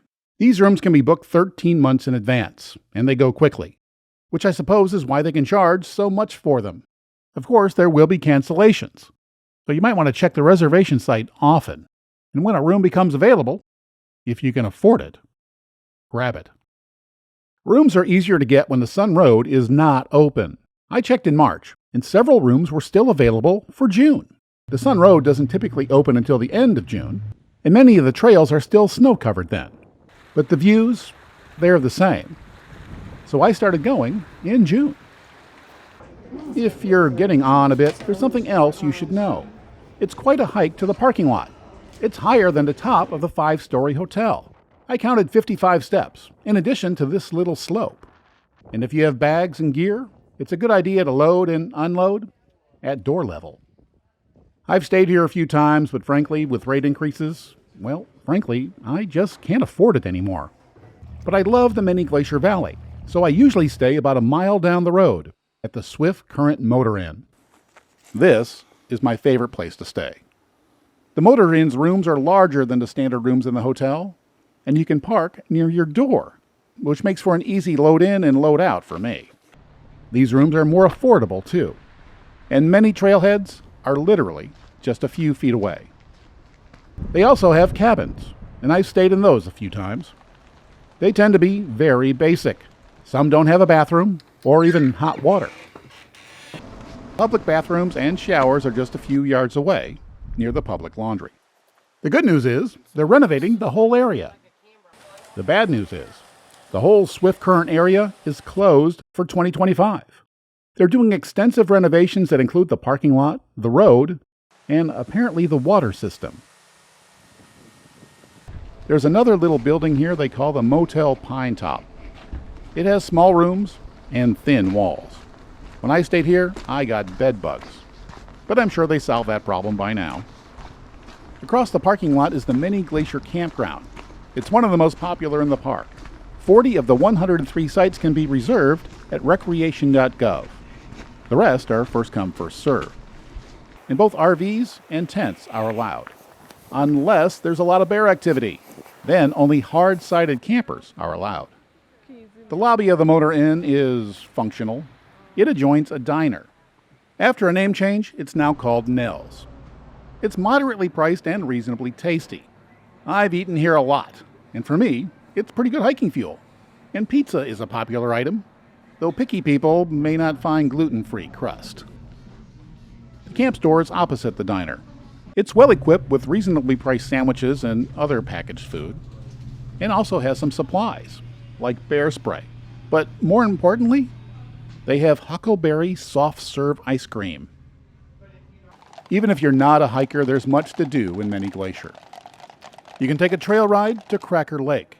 It's the bluest in the park.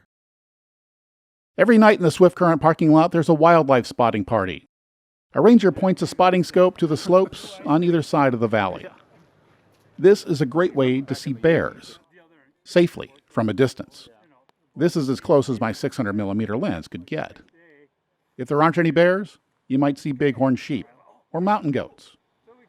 Mountain goats are particularly fond of the ledges on the opposite slope. This is also a great place to see wildlife without a scope. If you're coming here to see bears, this is one place to see them. The Iceberg Lake Trail is often closed because of too much bear activity, and moose are common in a nearby lake. And I was once lucky enough to see a porcupine. The lake the moose feed in is Fisher Cap Lake. It's just a short walk from the Swiftcurrent lobby down this path. The moose go to the lake to feed, and they tend to do so most evenings around dinner time. But it's important to remember that this is not Disneyland. Sometimes we encounter bears on their search for berries. It's important to remember that this is the wildlife's home. We are the intruders. That doesn't actually melt away all summer, and so continuously At the end of the parking keeps lot growing, near the and once it campground, reaches a certain there are size, informative ranger it has programs. enough pressure I've heard many of these, and well, they're always interesting. And the rangers also give talks in the Many Glacier Hotel, often with a slideshow. During the day, there are boat tours on Swiftcurrent Lake and nearby Lake Josephine. Canoes and kayaks can be rented, but if you bring your own, it has to be inspected for zebra mussels before you can put it in the water. Don't be responsible for contaminating this pristine water. If photography is your thing, then you gotta love Many Glacier. Sunrise in front of the Many Glacier Hotel is one of the best you will ever see. And seeing things like this is one of the best reasons to stay in the park. I took all of these images in Many Glacier. The park's other historic lodge is on the busier west side of the park. It's at the eastern end of the largest lake in the park, Lake McDonald. Lake McDonald Lodge is also in the Swiss style, but it wasn't built by the Great Northern. It was built by a local to compete with the Great Northern's East Side hotels. Its 3.5 stories were finished in 1914 as the Lewis Glacier Hotel. In 1957, the name was changed. Out back, there are 18 rentable cottages with a lake view. The real entrance, the original entrance, is on the lakeside. The first visitors got here by boat because the road wasn't built yet. And that explains why this entry is so small. It's really the back door. The lobby is smaller than the others, but it's still a nice space. A large fireplace covers one wall. The lodge has only 82 rooms, but there are those 18 cottages. In a short distance away, there's also a motor inn. Like the others, this can be a pretty pricey place to stay, and the restaurant caters to those who can afford to stay here. There's also a bar with a few food items. I've never stayed here, mostly because there aren't any trails just outside the door. But it's another place where you are able to get on a horse and do a trail ride. This is more of a place for the tour bus crowd. If you're not going to do any hiking, this just might be the best place to stay. Well, that's all of Glacier's historic hotels, and a couple of their nearby motor inns. There are 2 more motor inns. They're at either end of the Going to the Sun Road. The Apgar Village Inn is on the west side, and Rising Sun is on the east. We're going to start 10 miles west of the Lake McDonald Lodge, where a few buildings make up the town site of Apgar. The Apgar Village Inn is on the west shore of Lake McDonald. It's the only place where you can get a room this close to a lake. Another advantage to staying here is that you're in a little walkable town with shops, cafes, and other services. You can rent a kayak, an e-bike, or even a can of bear spray here. You can also book a horseback ride or a rafting trip. And for the kids, in nearby West Glacier, you'll find a hatchet and matches store with a fine example of vertical integration, because they sell first aid kits too. Did I say that with enough sarcasm? Anyway, the rooms are pleasantly furnished and have huge windows so you can see the lake and the mountains. And they have little kitchens too, so you can save money on meals.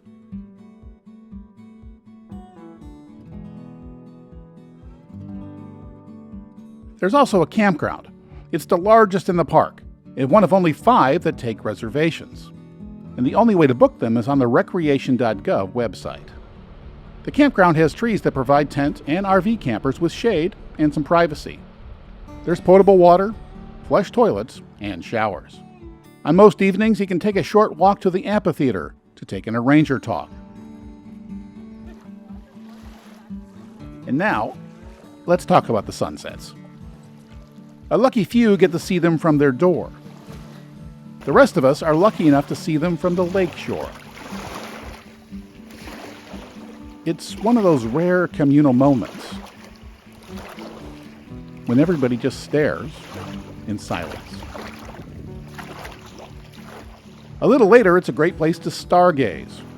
Yes, that's the Milky Way. And if you're really lucky, you may even see the Northern Lights. If possible, the pre-dawn and sunrise is even better.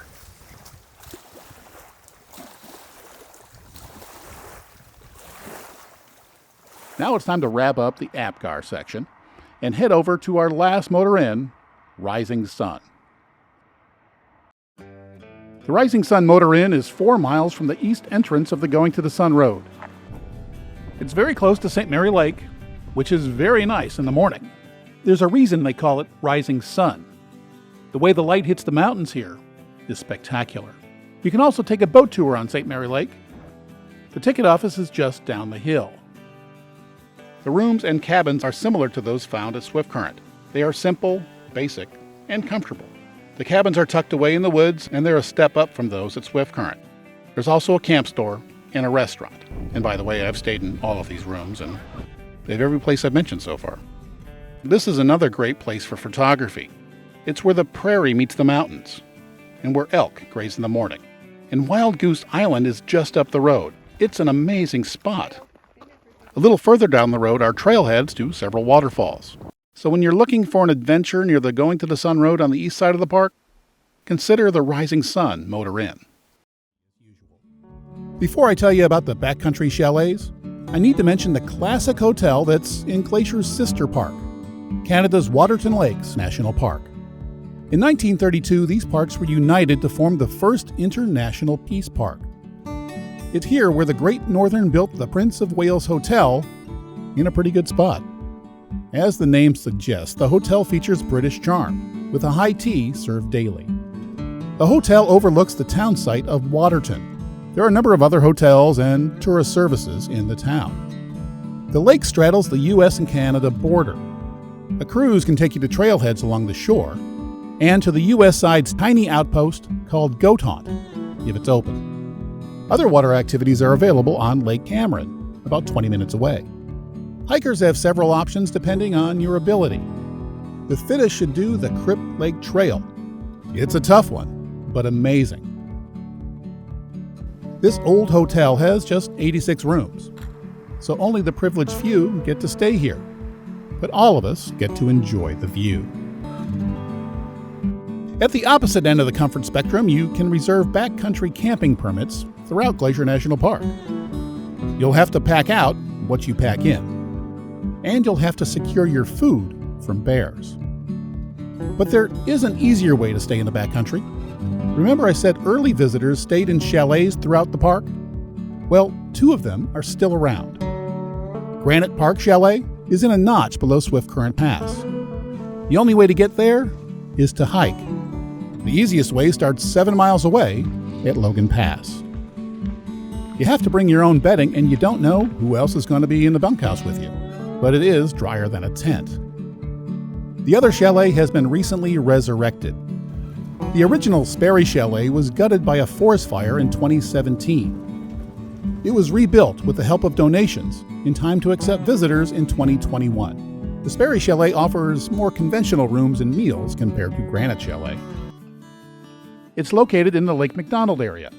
You can only get there on foot, your own, or on the hoof, if you book early enough. The trail starts out in the trees, but then there are a number of switchbacks. It's a long, tough hike to the new Sperry Chalet, which is perched in a clearing with a great view of the McDonald Valley. There's only 17 rooms, and as you may have guessed, it's very difficult to get one of them. During the off-season, you have to check out the Sperry Chalet website, and they'll tell you what day they're going to release the rooms. And when they do, you better be online at exactly that time, or they will all be gone for the entire season. All the rooms in the park sell out very quickly. As I'm writing this in January, most of the rooms for 2025 are already booked, so you need to plan ahead. But booking a room can be kind of tricky, because 3 different companies manage the properties and book the rooms. And it gets even more confusing because some of these companies have other properties that have similar sounding names. You may think you're booking a room inside the park, when in fact you're not. So be sure you're calling the correct place and booking a room in the correct hotel. The bigger hotels and some of the others can be reserved up to 13 months in advance. And again, these rooms tend to go quickly. One of the companies books many of the smaller properties in the park, and they're already booking rooms for 2026. So I guess what I'm saying is, to go to Glacier, you really need to plan ahead. I'm sending so much business their way, you'd think they'd comp me a room for free, but they don't.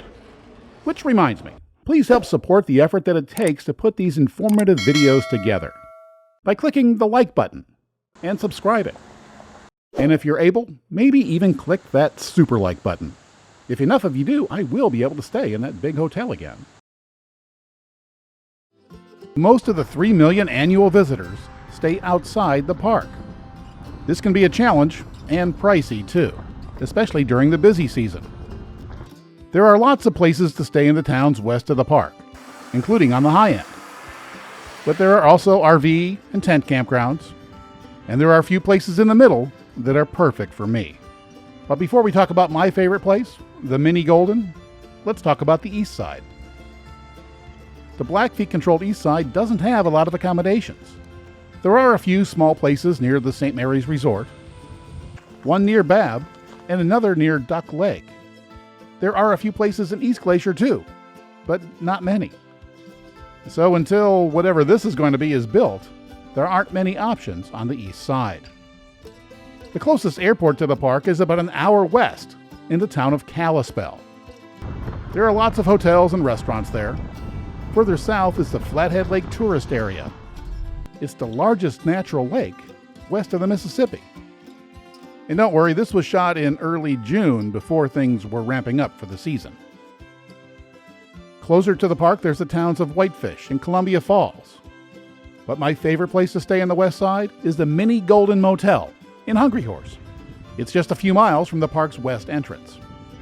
I found it by searching Google Maps. I don't use booking sites because they take 10 to 20% of the take away from the small business. Because I have so much equipment, I prefer to stay on the first floor of places where I can back right up to my room door. It makes unloading and loading much easier. And there's an added bonus when there's no second floor. That makes the Mini Golden the perfect place for me. And besides, I like to support small businesses. The Mini Golden was built by a retired Navy man who was paralyzed by a drunk driver while on active duty. Today, it's managed by his daughter. Sadly, her handsome Malamute passed away recently. But yes, your dog is welcome too. The veteran designed 9 of the rooms to be wheelchair friendly. And for security, they even have a peephole at wheelchair height. This is one of the wheelchair friendly rooms. As you can see, it's big. It has a kitchenette, a nice sized fridge, and a dining table. And this really big bathroom. A wheelchair can actually roll right into the shower. It's in a handy location too. There's a grocery store right across the street, which made it easy to get provisions for my days in the park and to cook my own meals when I got back to the room. This was a great place for this minor filmmaker.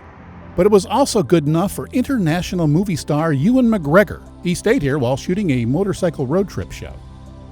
By the way, even the standard rooms are quite big and have 2 beds. I stayed for 5 nights, which gave me an idea of how most people experience the park. After a long day exploring and hiking, it was nice to return to a large temperature-controlled room with a fridge and a stove and working Wi-Fi. It turns out there are advantages to staying outside the park, and I'll be back to the Mini Golden. Well, that's about all I've got to say about the amazing lodges in Glacier National Park. Staying in them is a special experience. They're in great locations, making it easy to get on the trails, but it's hard to book a room, and frankly, they're getting too expensive for many. But if you can't get a room in the park, that shouldn't discourage you from going to Glacier. There are plenty of options just outside the park boundary, and I'm surprised to say, well, there's some advantages to staying off-site. But nothing can compare to the amazing views that you get when you stay in the park.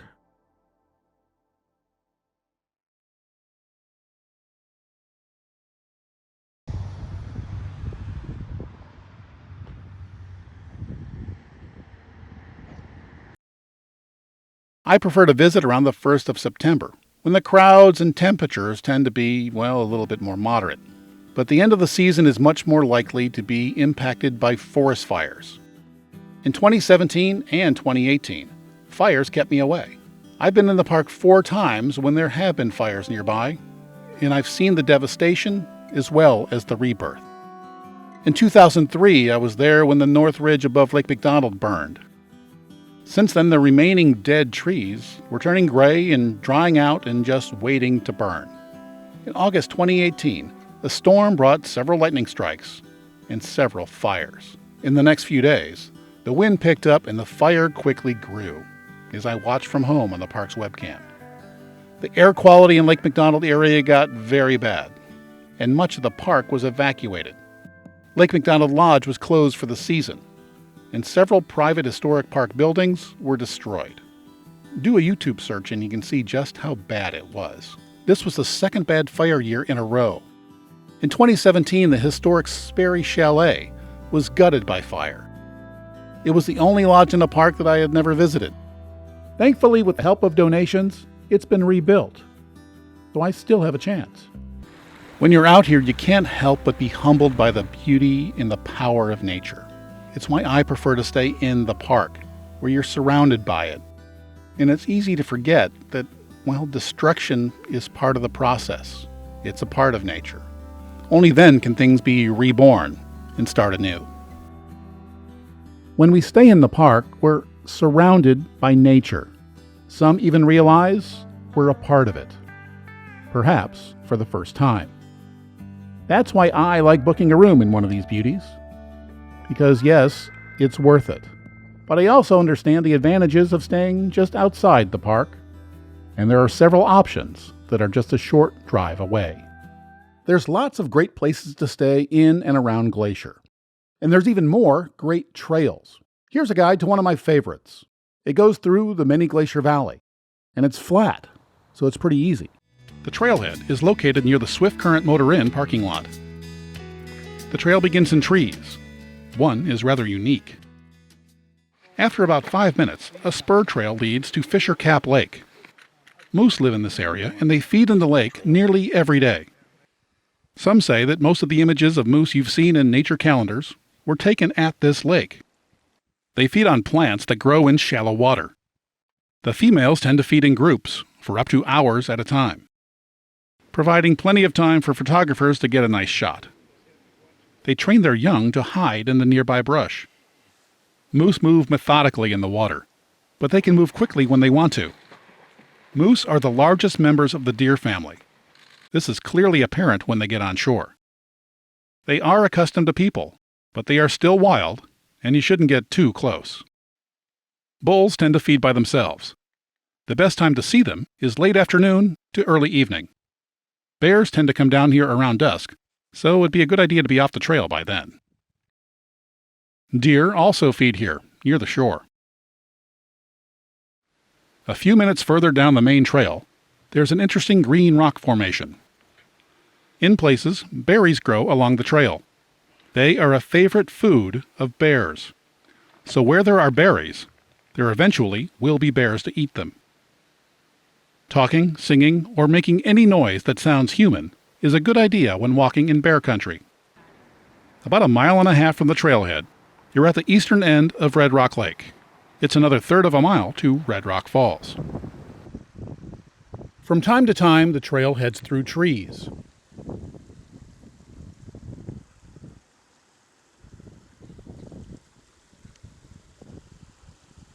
If you're alert, you might be lucky enough to see a moose. It's hard to believe that such a large animal can be so difficult to see. The trail goes through dense forest, and even moose get tired of bushwhacking through it. So occasionally, they take to the trail. Give them the right of way.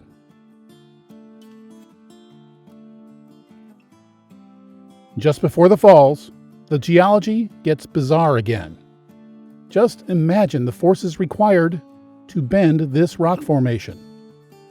Also notice that earlier the rock was green. Here it's red. Rangers frequently walk the trails looking for signs of bears. Anything out there of any interest? Well, fleeting sighting of a grizzly. This ranger was warning hikers that a grizzly was using the trail to get over the mountains via Swiftcurrent Pass. Red Rock Falls is at the 1.8 mile point. This is a favorite spot for families. There are plenty of rocks for kids to climb on. So far, the trail has gained only about 100 feet.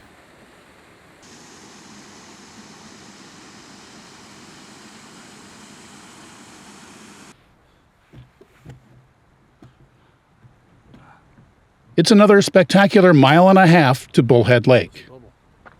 The trail gains about 300 feet as it follows Swiftcurrent Creek. The lake appears to be two, but they are connected by a narrow channel. At one point, if you look back, you can see the Many Glacier Hotel. By the way, those are moose tracks in the water. What the hell is wrong with this piece of shit?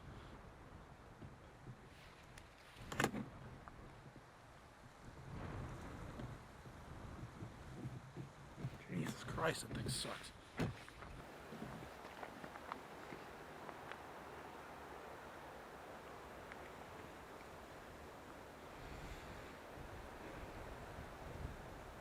The larger pool is about 3.5 miles from the trailhead.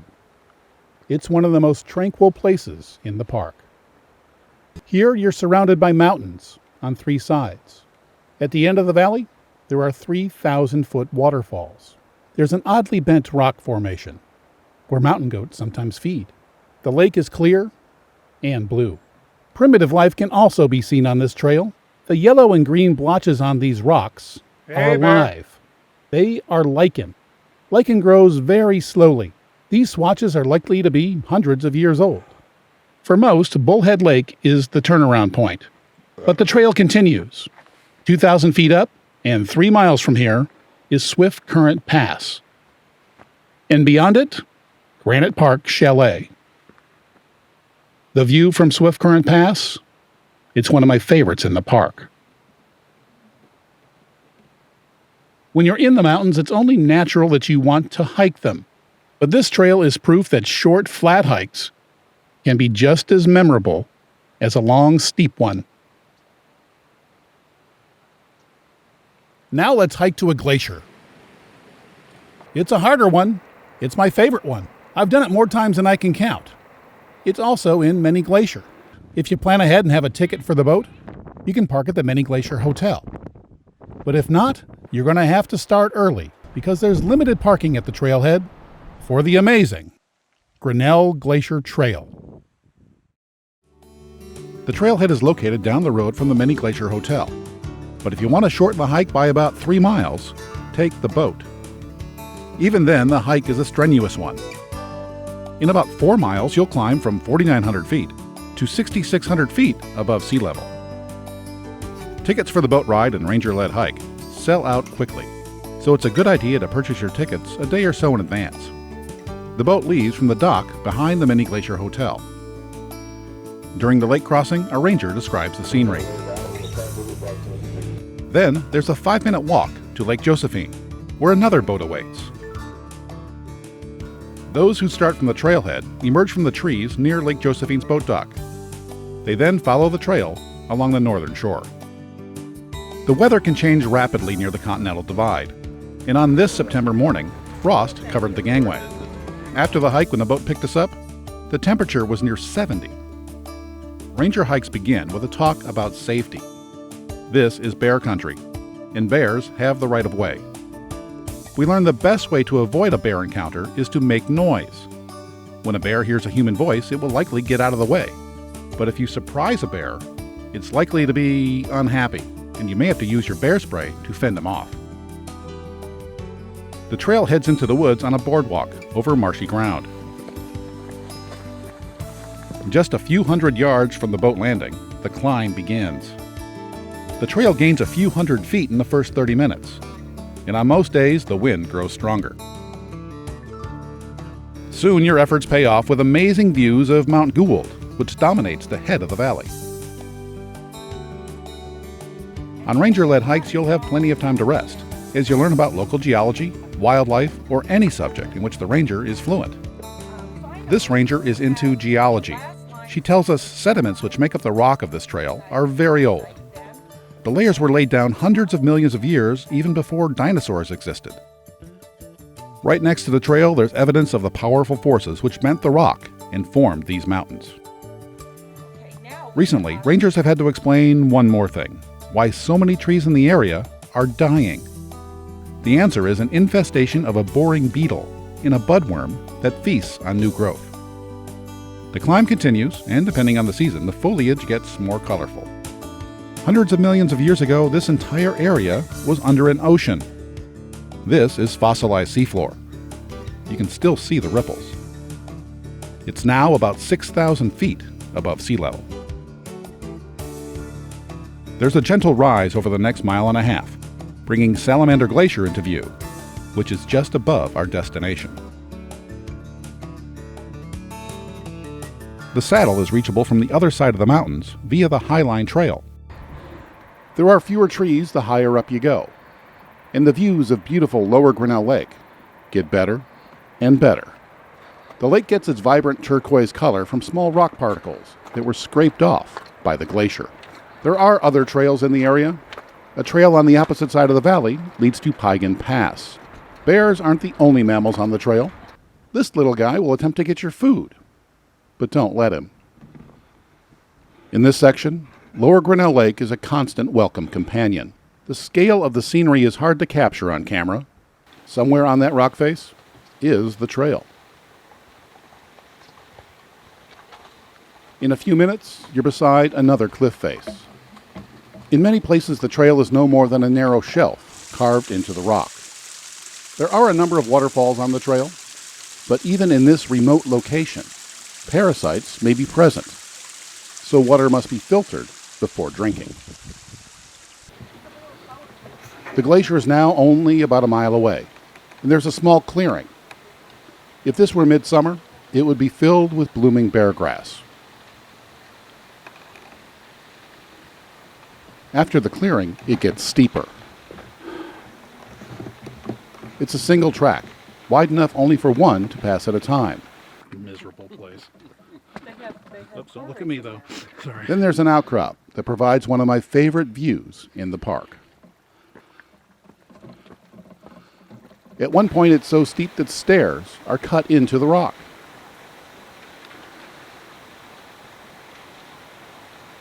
Soon you can hear the big waterfall at the end of the valley, and there's another incredible view. Depending on your speed, you've been on the trail for 2 to 3 hours at this point, and you've climbed about 1,200 feet. So you need to be reasonably fit, or an 8-year-old boy accompanied by his rightfully very proud father.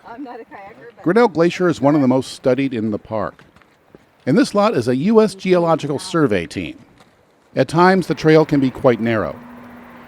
Walking it may look perilous on camera, but it's not. Soon you can hear the big waterfall. Eventually, this water will flow all the way to the Arctic Ocean. The trail was built in the early 1900s, but the first European explorers bushwhacked their way up here in the 1850s. And back then, the ice extended all the way to the waterfall. Turn around to see where you've come, and you'll see the U-shaped signature of a glacier-carved valley. The boat dock where we started is at the near end of the second lake. Bears like this part of the trail because it's lined with berries. Ripe thimbleberries actually taste pretty good. Just before the rest area is the best view of the formation called the Angel's Wing. It looks like half the mountain was sheared off, and it was, by a glacier that once filled this valley. The rest area is a large open area with benches and a pit toilet. It's about 0.3 to 0.4 of a mile from the top of the trail. The hardest part of the hike is still to come, so this is a good place to stop, rest, have lunch, and maybe add a layer of clothing. Bighorn sheep frequently graze in the nearby meadow. This video was shot on a different day. If you're lucky enough to see a bighorn, remember that they are wild and unpredictable. The hike up the moraine to the Grinnell Glacier overlook is steep. It rises almost 400 feet, and for many it's the most strenuous part of the trail. When you're at the top, 4 miles from the boat dock, you may be tired, but the views are well worth the effort.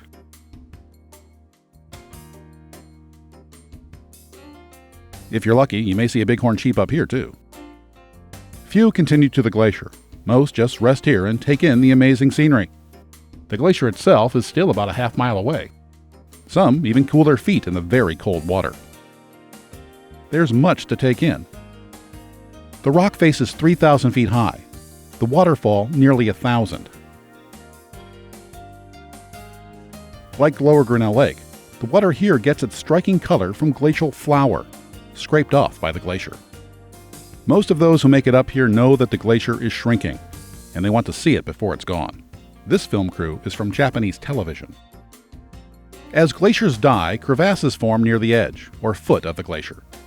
Ice then breaks off and becomes a berg. Bergs now cover much of the upper Grinnell Lake. Over time, some of the bergs turn on their side, revealing ice layers that are hundreds of years old. Layers are also visible on the wall of the arête. They were laid down over 1 billion years ago. This is Salamander Glacier. In the early 1900s, it was connected to Grinnell Glacier. Today, the two glaciers are separated by hundreds of feet of rock. Fast the ice is melting. When I was here in 1995, the glacier was about 500 feet longer than it is today. Back then, they were still small ice caves, and the rangers were giving tours on the ice. The ice is now thin and flat. In fact, it's far too thin to walk on safely. Glacier melt isn't always bad news. In the 1930s, ice covered this spot. When it melted, it revealed 1.4 billion, that's with a B, year-old fossils of what was once the Earth's dominant species. These are stromatolite fossils. These humble algae colonies are responsible for giving the Earth its breathable oxygen. Before them, the atmosphere was carbon dioxide, but their waste gas was oxygen. They were formed in warm, shallow seas, proof that this ice-covered mountaintop was once a tropical shoreline. By now, you might be wondering what sort of effort is required to reach this spot. So I asked hiker Tim Curry about his thoughts. And that last 0.4 of a mile was a little steeper than I expected. So is the effort worth the view? It was absolutely worth it. I would recommend this to anybody who's of sound limb, but I wouldn't recommend it to anybody who was not quite in shape for the mountain, because you do feel the altitude. It is a steep climb, it's very rocky, and you should be in shape for it. And fitness clearly is not based on age. This grandma did it, and she's 77. And she didn't take the boat. She started from the trailhead, 5.5 miles away. It took her 4 hours to get here. And what did she think of it? Ah, it's marvelous. The Grinnell Glacier Trail is one of the most scenic in North America, and one of the few that follows a glacial valley past stunning vistas with an incredible lake, and then ends at a remnant of the last ice age. This is more than a beautiful place. It's also a great place to learn something about geology, the earliest forms of life, and climate change. So when you're in Glacier National Park, if you do only one hike, the Grinnell Glacier Trail is the one to do. By the third day, if I'm not too sore, I head up to Logan Pass for one of my favorite hikes. No, it's not the Hidden Lake Trail. Sure, it's one of the park's most popular, but it's too crowded for me, so I've only done it once. And unless the weather is really nice, there's only a fair photo op at the top. I much prefer the Highline Trail and its connecting Swiftcurrent Pass Trail, which takes you all the way to Many Glacier. It begins just across the road from the Logan Pass sign. If you're in good shape, you can take it over 15 miles all the way to Many Glacier. But if that's too much for you, there are options. You can take it just 11.8 miles down to the Loop on the Sun Road. Or you can take it for just over 2 miles to a place I call my lunch spot. This short option has spectacular views, and because it's out and back, you don't have to arrange for transportation back to Logan Pass. I do at least one of these variations every single time I'm in the park. These days, parking at the pass is usually full by, well, just after sunrise. Even in October, I got there about 7:30 in the morning, and I was lucky enough to nab one of the last 3 parking spots. So if you're going to do this one, you might want to book a red bus tour a couple of months in advance, or be prepared to wait in line for a hiker shuttle. In this segment, I'm going to take you all the way down to Many Glacier. We'll traverse the famous shelf, walk along the garden wall, and take a break at my lunch spot, where we'll meet some goats. We'll climb up the haystack and endure a spur trail and a horribly steep trudge up to the Grinnell Glacier overlook, before resting at the halfway point, which is Granite Park Chalet. Then we'll cross the Continental Divide over Swiftcurrent Pass and hike down 2,300 feet, past several lakes and Red Rock Falls, to where journeys end at the Swiftcurrent Motor Inn. This segment includes images from several of my hikes. A signpost at the trailhead reminds us that this is bear country. There are more than 500 grizzlies in the park, and as the sign says, there is no guarantee of your safety. As recently as 2019, a man went missing on this trail. But anyway, here's some advice: don't hike alone. As we descend a couple hundred feet on this easy slope, allow me to provide some trail difficulty info. A walk to my lunch spot is pretty easy, without a lot of up and down. The walk back up this slope is probably the hardest part. Hey, bear. The hike down to the Loop includes over 1,000 feet of up and over 3,000 feet of going down. And going down can be quite hard on your knees, especially if you're not using hiking poles. You need to add about 1,000 feet of up and down if you decide to take the extra climb to the overlook. The hike to Many Glacier has about the same amount of up and down as the Loop Trail, with a few more miles of flat hiking.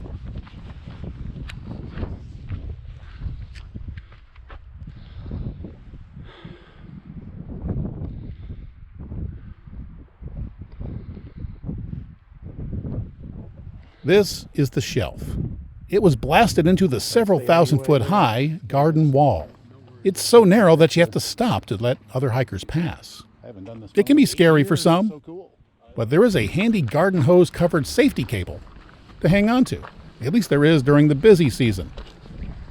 On this early October morning, it had already been stowed for the season. A little later in the morning, there is more sun on the trail and in the valley. And early on, the Sun Road is still within earshot.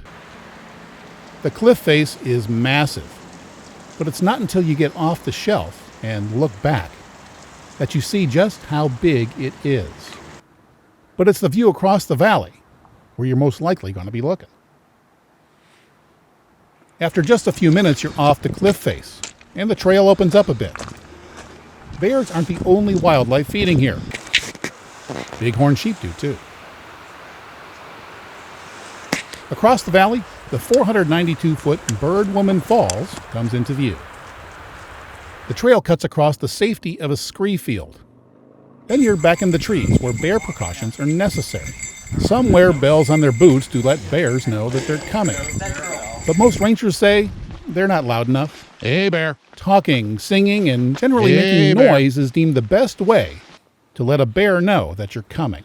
And then they usually get out of the way. Some of the smaller creatures in the park may come out in hopes that you'll toss them a crumb or two, but don't. It's best to keep wild animals wild. The trail continues along the garden wall, and by now, you can no longer hear the traffic. It's only natural to spend most of your time looking down the trail. But the view up is also impressive. This is a place where you're truly surrounded by the magnificence of Mother Nature. At this point, we're only about an hour out from Logan Pass. It's been a pretty easy stroll. And if you're not going the whole way, remember you can turn around at any point. You never know what you're going to see on the Highline Trail. Here a mountain goat family grazes next to the trail. These goats may seem cute and docile, and most of the time they are. Like all wild animals, they are unpredictable, and it's best to keep your distance. This part of the trail is pretty flat and open, with fantastic views of the mountains on the other side of the valley. At a little over the 2-mile point, there's another grove of trees, beyond which there's a right turn onto another shelf that's been carved into the cliff face. This is my lunch spot. And if you don't have the time or the energy to do an entire trail, this is a great turnaround point. I call it my lunch spot because there are shelves carved into the cliff face. They make an excellent picnic spot. Even if you're continuing on, they're a great place to take in the McDonald Valley while resting up for the 275-foot climb up to the haystack. This is also a great place to interact with other trail users. Most are friendly, but some will insist that you get out of their way. When you see hikers heading the opposite way, it's a good idea to ask them if they've seen anything interesting. One time, a couple told me there were bighorn sheep grazing in the clearing just a few hundred yards down the trail. Bighorn sheep are the symbol of the park, and it's a treat to see just one. And sometimes you're lucky enough to see several of them doing what bighorn do. The open space and lush grass attract grazers, as well as their predators. On another hike, I nearly captured a grizzly hunting a mountain goat. It was a mama and her 2 cubs were nearby. Grazers think it's safer to be on rocky ledges, but seconds before I shot this video, this bear was chasing a goat.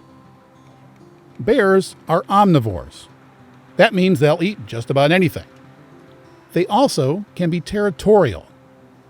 This mama bear has cubs, and when she finds an area with plenty of berries, she'll defend it for her family. Luckily, these bears were about 1,000 feet above the trail, but they can run at 35 miles an hour, and I was glad it didn't start heading my way, because you need to remember that you're miles from the nearest road and hours away from any medical help. I was happy to see that they didn't come any closer. Luckily, this bear was just checking us out. The climb to the haystack is up a 275-foot switchback. It only takes a few minutes to climb it. There's a little saddle up here, with a great view of the McDonald Valley. The ground is littered with rocks. Some of them are quite large. It's pretty close to the Continental Divide. The rocks either rolled down, but more than likely they were dropped by a glacier. This is a long hike, and except for the first time I did it, well, I didn't shoot any video on this part of the trail. So I'm going to have to go to Google. We're nearing the end, and as I promised in the beginning, I'm going to show you what happens when a bear blocks 2 of the most popular trails in the park. One encounter ended well. The other didn't. We're going to Iceberg Lake and the Ptarmigan Tunnel. They begin at the same trailhead in Mini Glacier. The Iceberg Lake Trail is popular because it's not too long, there's not too much elevation gain, and it ends at a 3,000-foot cirque and a beautiful lake. Then I'll show you how to take this same trailhead to a much different place, the Ptarmigan Tunnel. After the falls, we'll take a trail to the right, and we'll go up a total of 2,400 feet. Then we'll go through a tunnel to this amazing view. The trail begins with a steep 200-foot climb until it meets the main trail. Take it to the left. You're now high enough to see the surrounding valley and its prime bear habitat. The trail climbs gradually, occasionally entering a grove of trees. But most of the time, you're above the trees, where there's nothing to obstruct the view of the valley. Hey, Hey, bear. When entering a grove, it's particularly important to make noise Coming through. as a standard bear safety precaution. This was the first day the trail was open after weeks of closure. This is bear scat. It's proof that the threat is real.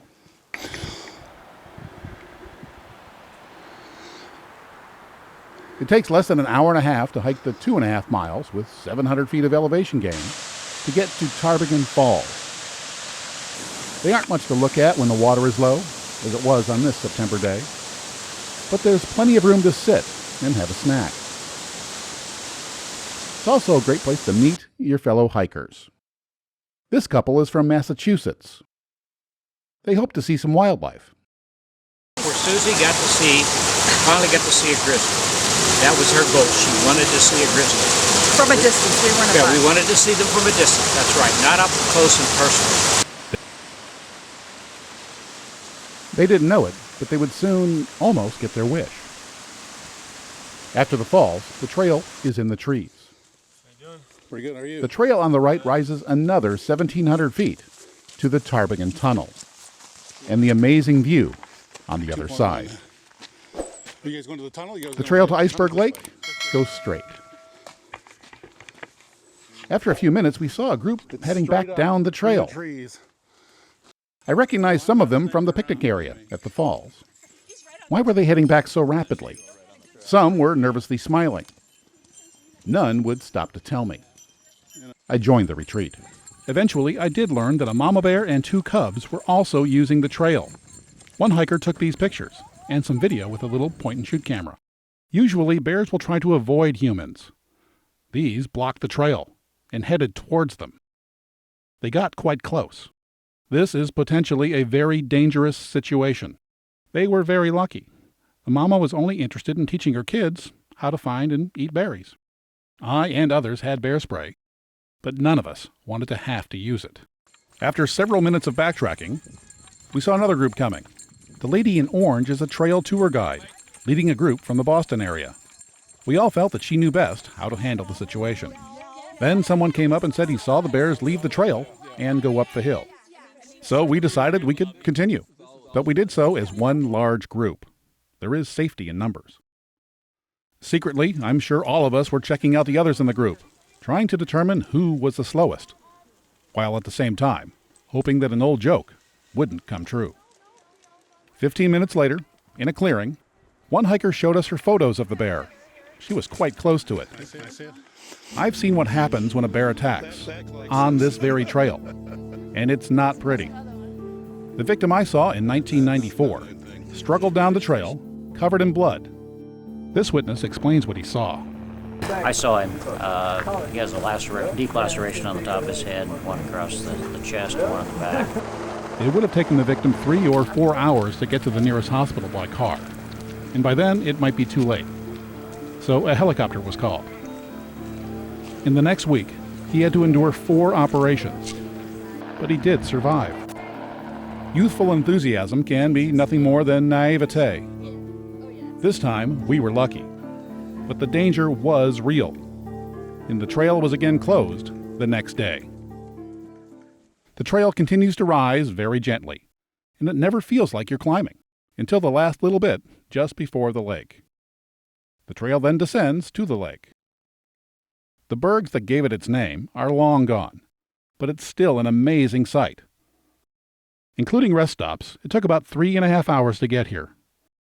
The icebergs that gave the lake its name are long gone, but it's still an amazing sight. The lake is surrounded on 3 sides by 3,000-foot cliffs. Numerous rocks provide plenty of space for even our large group to spread out and enjoy the quiet of the place. I stayed for about an hour, taking photos and fending off squirrels. We again grouped up for the hike down. It took less than 2.5 hours. Recently, rules have changed to allow the carriage of handguns on the trails. One of our group had one, and I was glad for it. The Iceberg Trail is a popular day hike because it's an easy 9+ mile stroll. It's a great first day hike before taking on something a little more challenging. It offers a wonderful view of an alpine valley, and of course the amazing one-of-a-kind Iceberg Lake. Now I'm going to show you what happens when you start on the same trail, but then take the fork to the right, to the Ptarmigan Tunnel. It's the video that hotel staff worker saw that made him want to work in the park. I shot it a while ago with a bad camera, but I'm showing you this version because it's the only time that I've ever been on a hike when I got caught up in some potentially dangerous weather. It popped up out of nowhere. And it's proof that you need to be prepared for any type of weather. We're going to pick up the hike a little bit after those falls, which is about 2.5 miles from and about 700 feet above the trailhead. It took about an hour to get there. And from there, the trail climbs another 1,600 feet in under 3 miles. The weather kept changing, and while there were clearings, much of the trail is in dense forest, which makes it easier to surprise a bear. After about an hour of climbing, I was near the tree line, in a cirque. And by the way, in June, it can look like this. The lake can remain frozen through early July. The rest of the video was shot in September. There was also a hole next to the trail which was recently dug, probably by a bear. Here's some of the bad video of the cirque in Ptarmigan Lake. Miles away. It was drizzling and getting colder, and one reason I'm showing you this shot is just to point out how quickly cameras have gotten better. The camera used here isn't that old, but it uses an obsolete technology called videotape. Today, cell phones have much better cameras. And the switchbacks may look like they're cut into a sheer cliff wall, but they weren't too bad. It took only 20 minutes to climb the remaining 600 vertical feet to the tunnel. Here are my first impressions. Okay, 2 hours, 48 minutes. Heart rate 119. It was 140 so when coming up this hill. Last bit is 600 feet of up. There's the switchbacks in the trails. Not fun. Started out 5.2 miles that way. Started raining at the bottom of the lake, or halfway up the lake. There's the tunnel. It's cold, it's raining.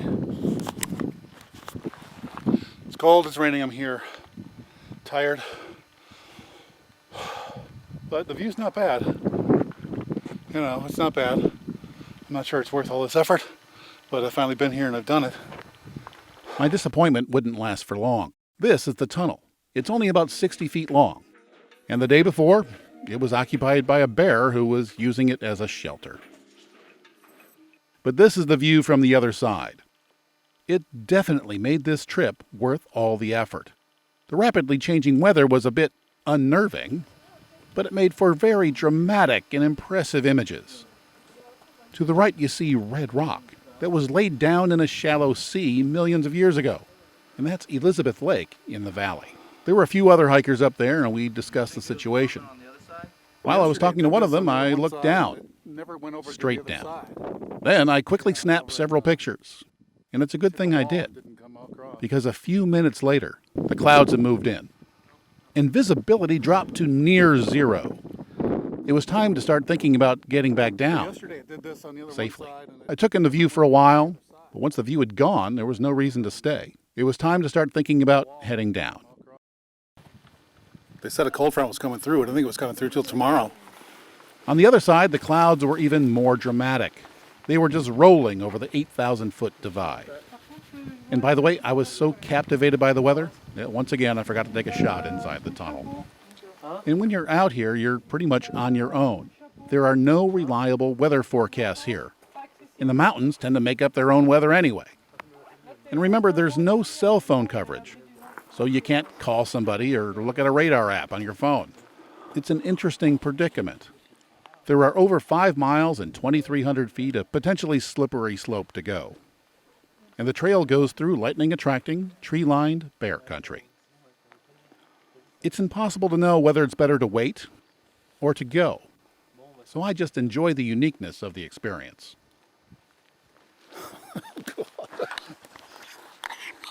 It really was quite amazing. Then I had a snack and was about to head down. It's sleeting pretty good. Cold fronts come through. When it started to sleet. Those people just came down. If it continued, it would be a rather slippery descent. So once again, I had to decide, do I stay or do I go? Well, I decided to go. 45 minutes later, I was 1,300 feet lower. It was raining, and this is what I had to say. It's 36 degrees, I'm fogging up. About 1,000 more feet down to go, about 3 miles or so, maybe 2. It's pretty cool but now. It was kind of scary before. And after the sleet came the fog. The video camera kept fogging up, so I switched to the still camera. Sometimes this hindered the view. At other times, it made it interesting. And when I got below the fog, it got really interesting. I've hiked hundreds of miles in the park, and the cold, rain, sleet, and fog made this day very special. And I also captured one of my favorite images. I've shot thousands of images in the park, and in the few minutes that the valley and the red ridge and the lake were visible, I was able to stitch together this amazing image. So let me recap the Ptarmigan Tunnel Trail. Its trailhead is right behind the Swiftcurrent Motor Inn. It starts out in the open, and it's pretty easy. Then, after the fork, it gets quite hard on the trudge up. Bears like it too, and it's frequently closed because of too much bear activity. So right away, check to see if this trail is open. And if it is, do it, because you never know when it will be closed. And later in the year, like August and September, that's much more likely to happen. As you've seen in that segment, when you're in Glacier, you need to understand bear safety. I've hiked hundreds of miles in the park, and I've never had a problem, except for maybe a delay, because I follow the rules. I don't make bear safety videos anymore because, well, I don't want the liability. But luckily, the park system does, and it's in the public domain, so here it is.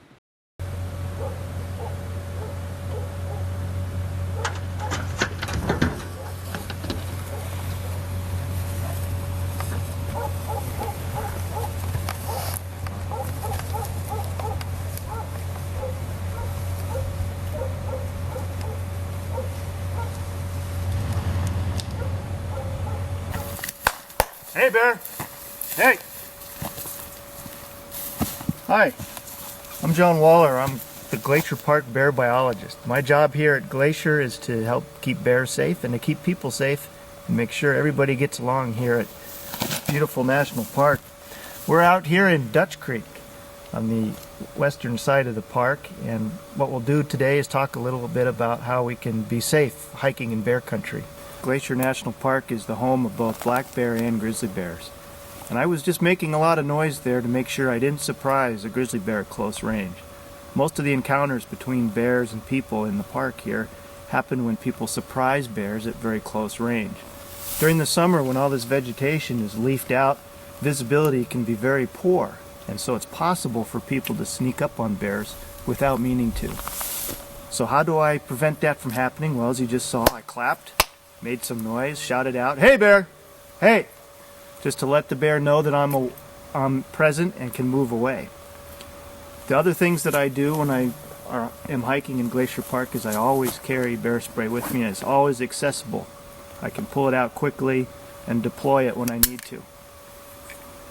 I highly recommend that all hikers in the park carry this, just in case. So there you are, hiking through Glacier Park. You see a bear. It's close. What should you do? The first thing I recommend that everybody know is the difference between black bears and grizzly bears. So look for those characteristics that distinguish the two species. Does it have a dished face or a more rounded nose? Does it have a big hump on its back? Is it grizzled in appearance? Does it have sort of a silvery, glimmery coat? Does it have big claws? Those are the main characteristics that will tell you whether it's a black bear or a grizzly bear. Color is not a good distinguishing characteristic because black bears in Glacier Park can be almost any color from nearly white to jet black and anything in between. And grizzly bears can also be quite dark or they can be quite light. So look for those distinguishing characteristics, the hump, the claws, that dished face. Those are the things that will tell you if it's a black bear or grizzly. And the reason it's important is because your response to those two species is different. Grizzly bears are much more dangerous than black bears. They have a greater defensive space. A grizzly bear is more likely to charge you if you get too close. So if you know the difference, you can gauge an appropriate response. If I do encounter a grizzly bear on a trail at close range, the first thing I want to do is observe what the bear is doing. Is he facing away? Does he know I'm there?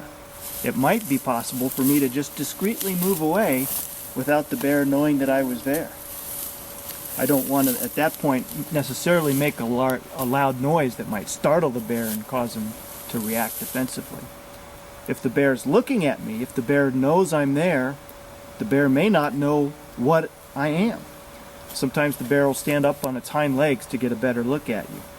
So be aware of what that bear's doing. If that bear's looking at me and it appears as though he's trying to identify me, I'll try my best to let him know I'm a human while backing away. Say, hey bear, it's okay, it's just me.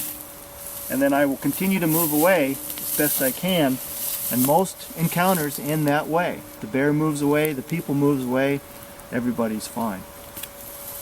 Sometimes if you get too close and the bear is startled, a grizzly bear may charge you defensively. Quite often grizzly bears will do what's called a bluff charge. In other words, they don't really want to attack you, they want to put the run on you, so to speak. And what they'll do is puff themselves up and look big and scary and come bounding at you with their front feet hitting the ground, bouncing up and down. Their head will be up and their ears will be up. They'll be looking at you and they'll make huffing noises. They'll go.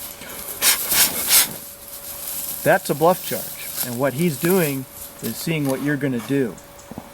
The best thing to do during a bluff charge is to try and stay calm and just continue to back away. When the bluff charge starts, stop, hold your ground, and say, whoa bear, whoa. When the bluff charge stops, continue to back away. Again, it's just telling the bear that you're not easy pickings, I'm going to hold my ground, but I just want to move away from you. That's sort of bear talk. You're communicating to the bear your intentions. Sometimes if a bear is extremely defensive, or a female with cubs, she'll do a full-on charge.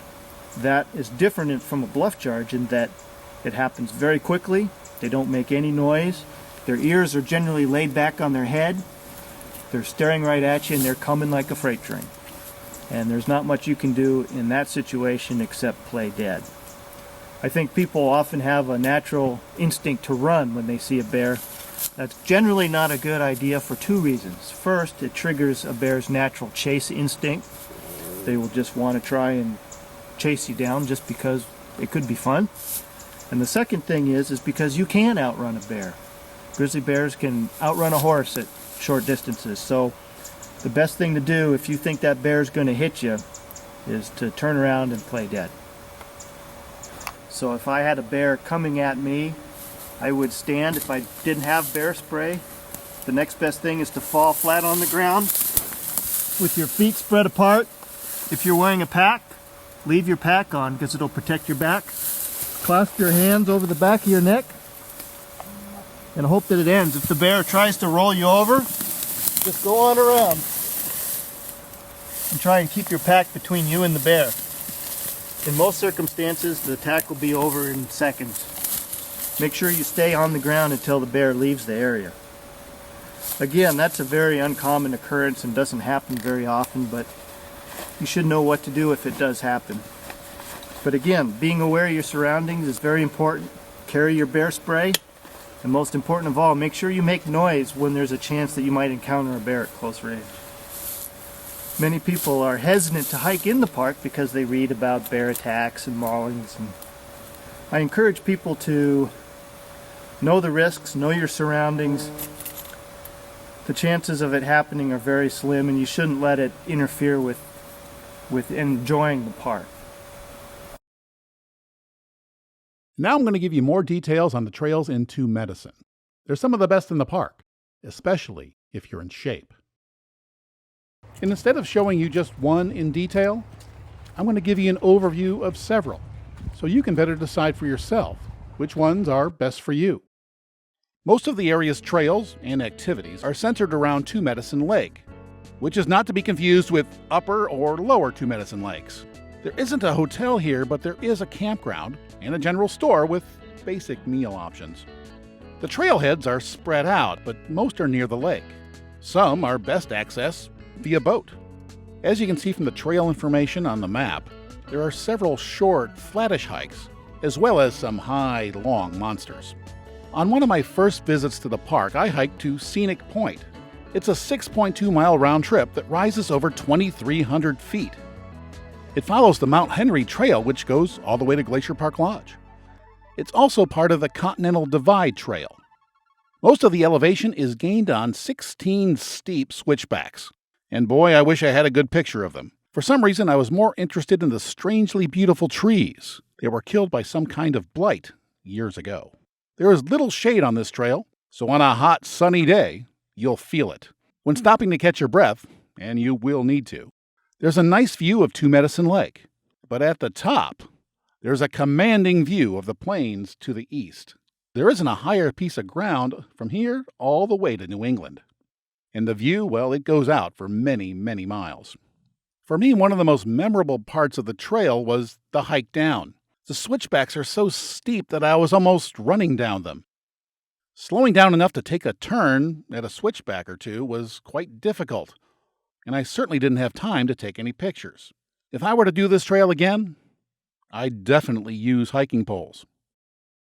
Sometimes after a few days of tough hiking, it's nice to take an easy one, especially if it's cold and rainy. On such a day, I decided to go to Twin Falls. It's 3.8 miles from the campground, but only about a mile when you take a boat across the lake. No matter how you get there, there's only about 75 feet of elevation gain. I bought my ticket on this 40-degree day, and it was a pleasant ride across the calm lake. Just about all of this trail is heavily in the trees. There are a couple of trail junctions, so follow the signs to make sure you go to the right place. This is the falls. Or is it these are the falls? Anyway, there they are. They're not spectacular, but it's not a bad way to spend part of a rainy afternoon. The more interesting thing was one of the guys I recognized from the boat decided to take a dip in the near-freezing water. While waiting in the shelter for the boat to return, I asked him why he did it. So you're the guy who jumps in all the lakes in the park? Yeah. I swam in the one at Mini Glacier Hotel yesterday. And why do you do such a thing? There's no showers in the park. That's not true. The bigger campgrounds, like the ones at Swiftcurrent, they have showers. From the boat drop-off point, you can go to other places too. No Name Lake is less than 3 miles away, but there is about 800 feet of climbing involved. And on the way, if it's not too cloudy, there's an interesting rock formation called Pompelli Pillar. No Name Lake feels remarkably remote for such a short hike. It has a couple of backcountry campsites too, which can be reserved at the Two Medicine Ranger Station. Another destination you can go to from the boat dock is the Upper Two Medicine Lake. It's accessed from another connecting trail, and it's just slightly farther away at 2.2 miles. There's backcountry camping there too. Two of the most spectacular passes in the area can also be accessed from this boat dock. Dawson Pass and, well, I can't pronounce that, so you'll just have to read it, can each be accessed from this trailhead. If you don't use the boat, it's just under 7 miles to each pass. Or you can combine them in a 16.9-mile loop trail with a net elevation gain of 2,450 feet. But the views up here are really nice. Most people take 2 days to do the 17-ish mile loop. And I'm not an expert on overnight trips, so if you want to do this, go to the hikingglacier.com website for more info.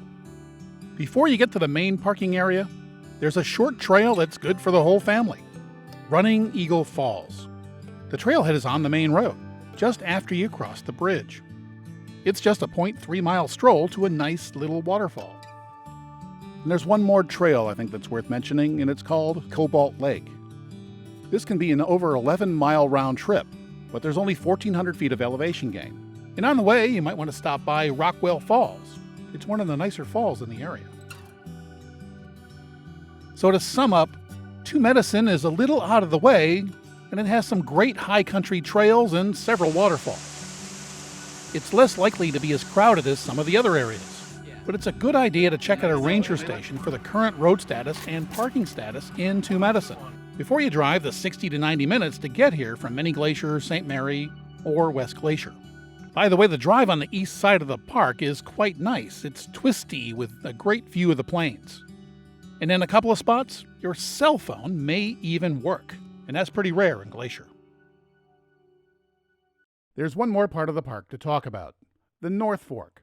Here you'll find remote trails, beautiful lakes, off-the-grid homesteads, rafting, and surprisingly, a pretty darn good off-grid bakery. We're going to head up the North Fork Road towards Polebridge, and then beyond to Bowman Lake. You have to take a private vehicle to get there. You can get there from outside the park via the North Fork Road, but we're going to head out from the Apgar town site on the western edge of Lake McDonald. The 11 miles of Akamas Road is surrounded by forest of different ages. A series of fires over the last 20 years are responsible for a diversity of flora and fauna.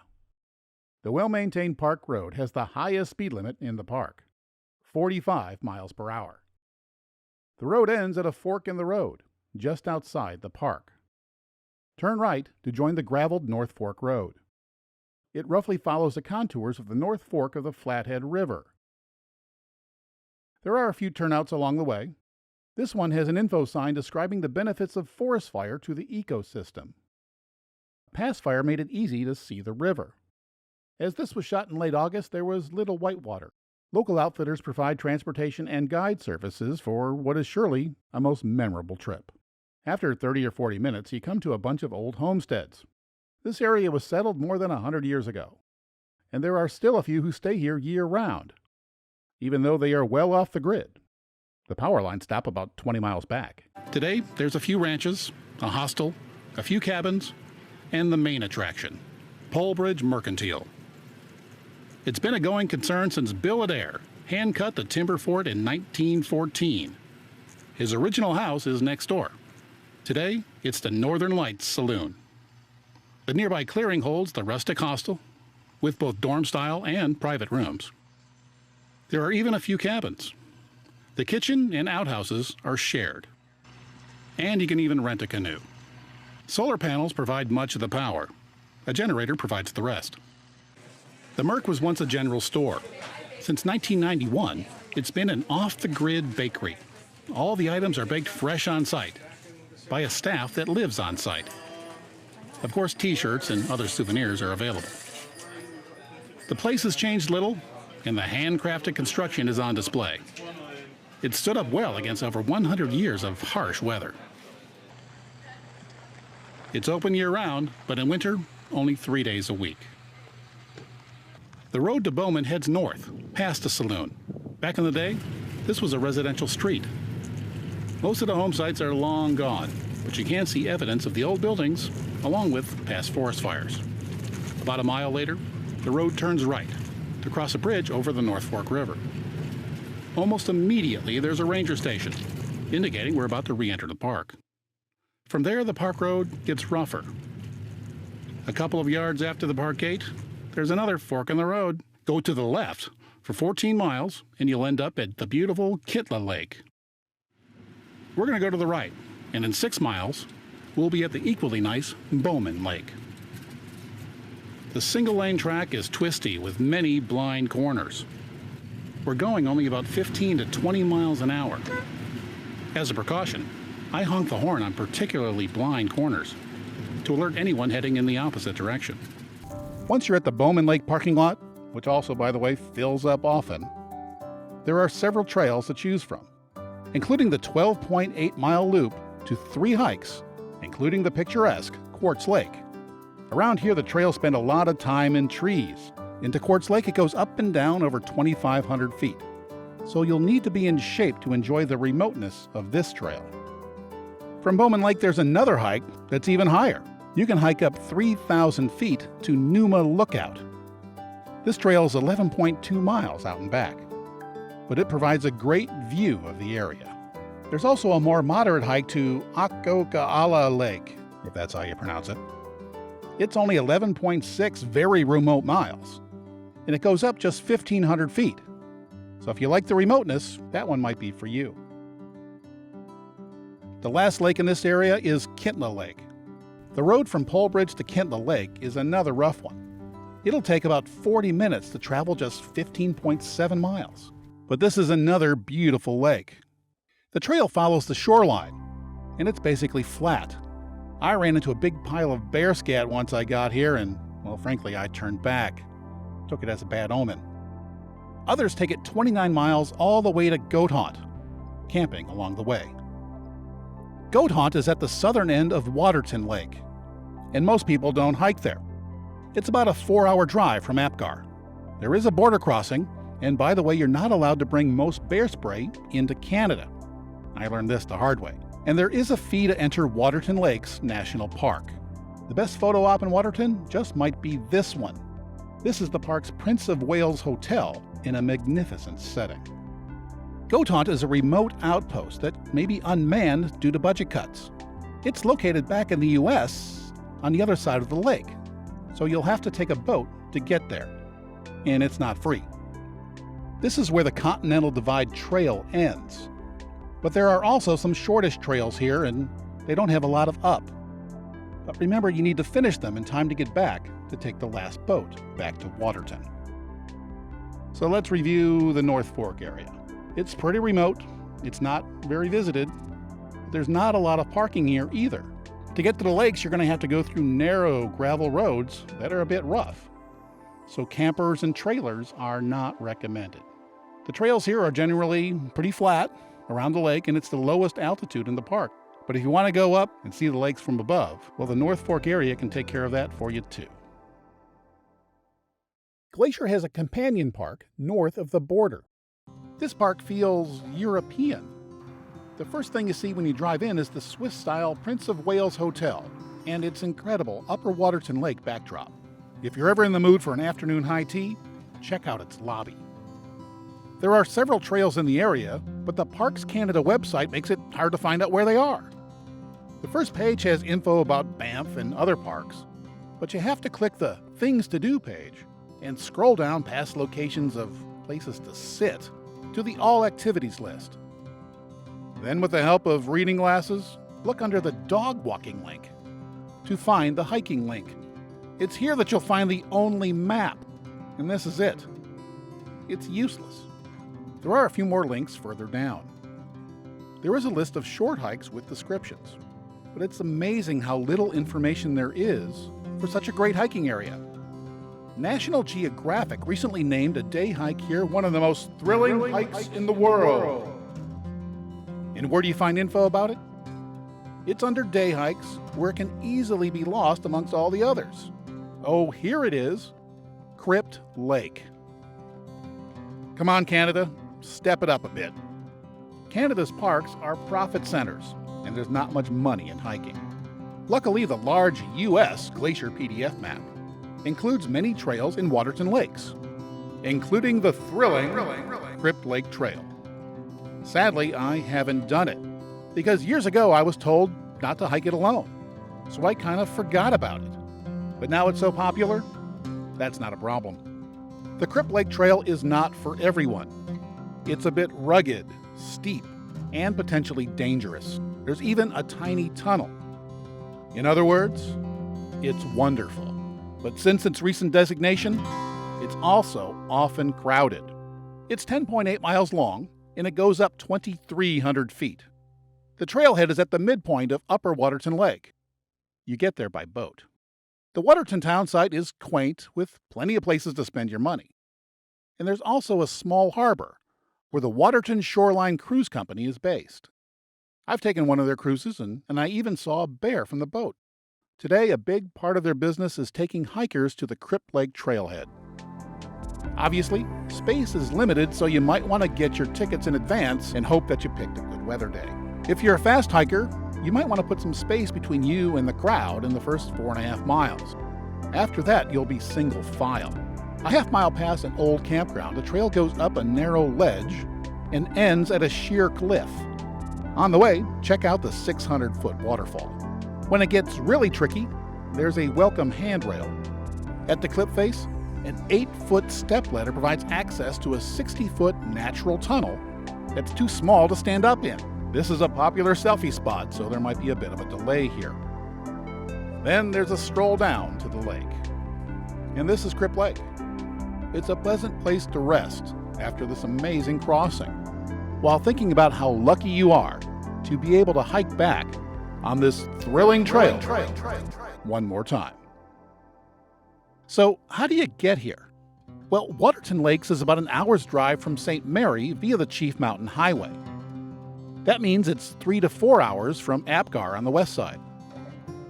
The border crossing is not open 24 hours a day, so late-night crossings require an even longer drive. And the road is closed in winter. Yes, Glacier's Companion Park is a bit out of the way. But if you have the time, it's well worth a trip, even if you don't do one of the most thrilling hikes in the world. But if you do the trail, keep in mind that this level of activity is not for everyone.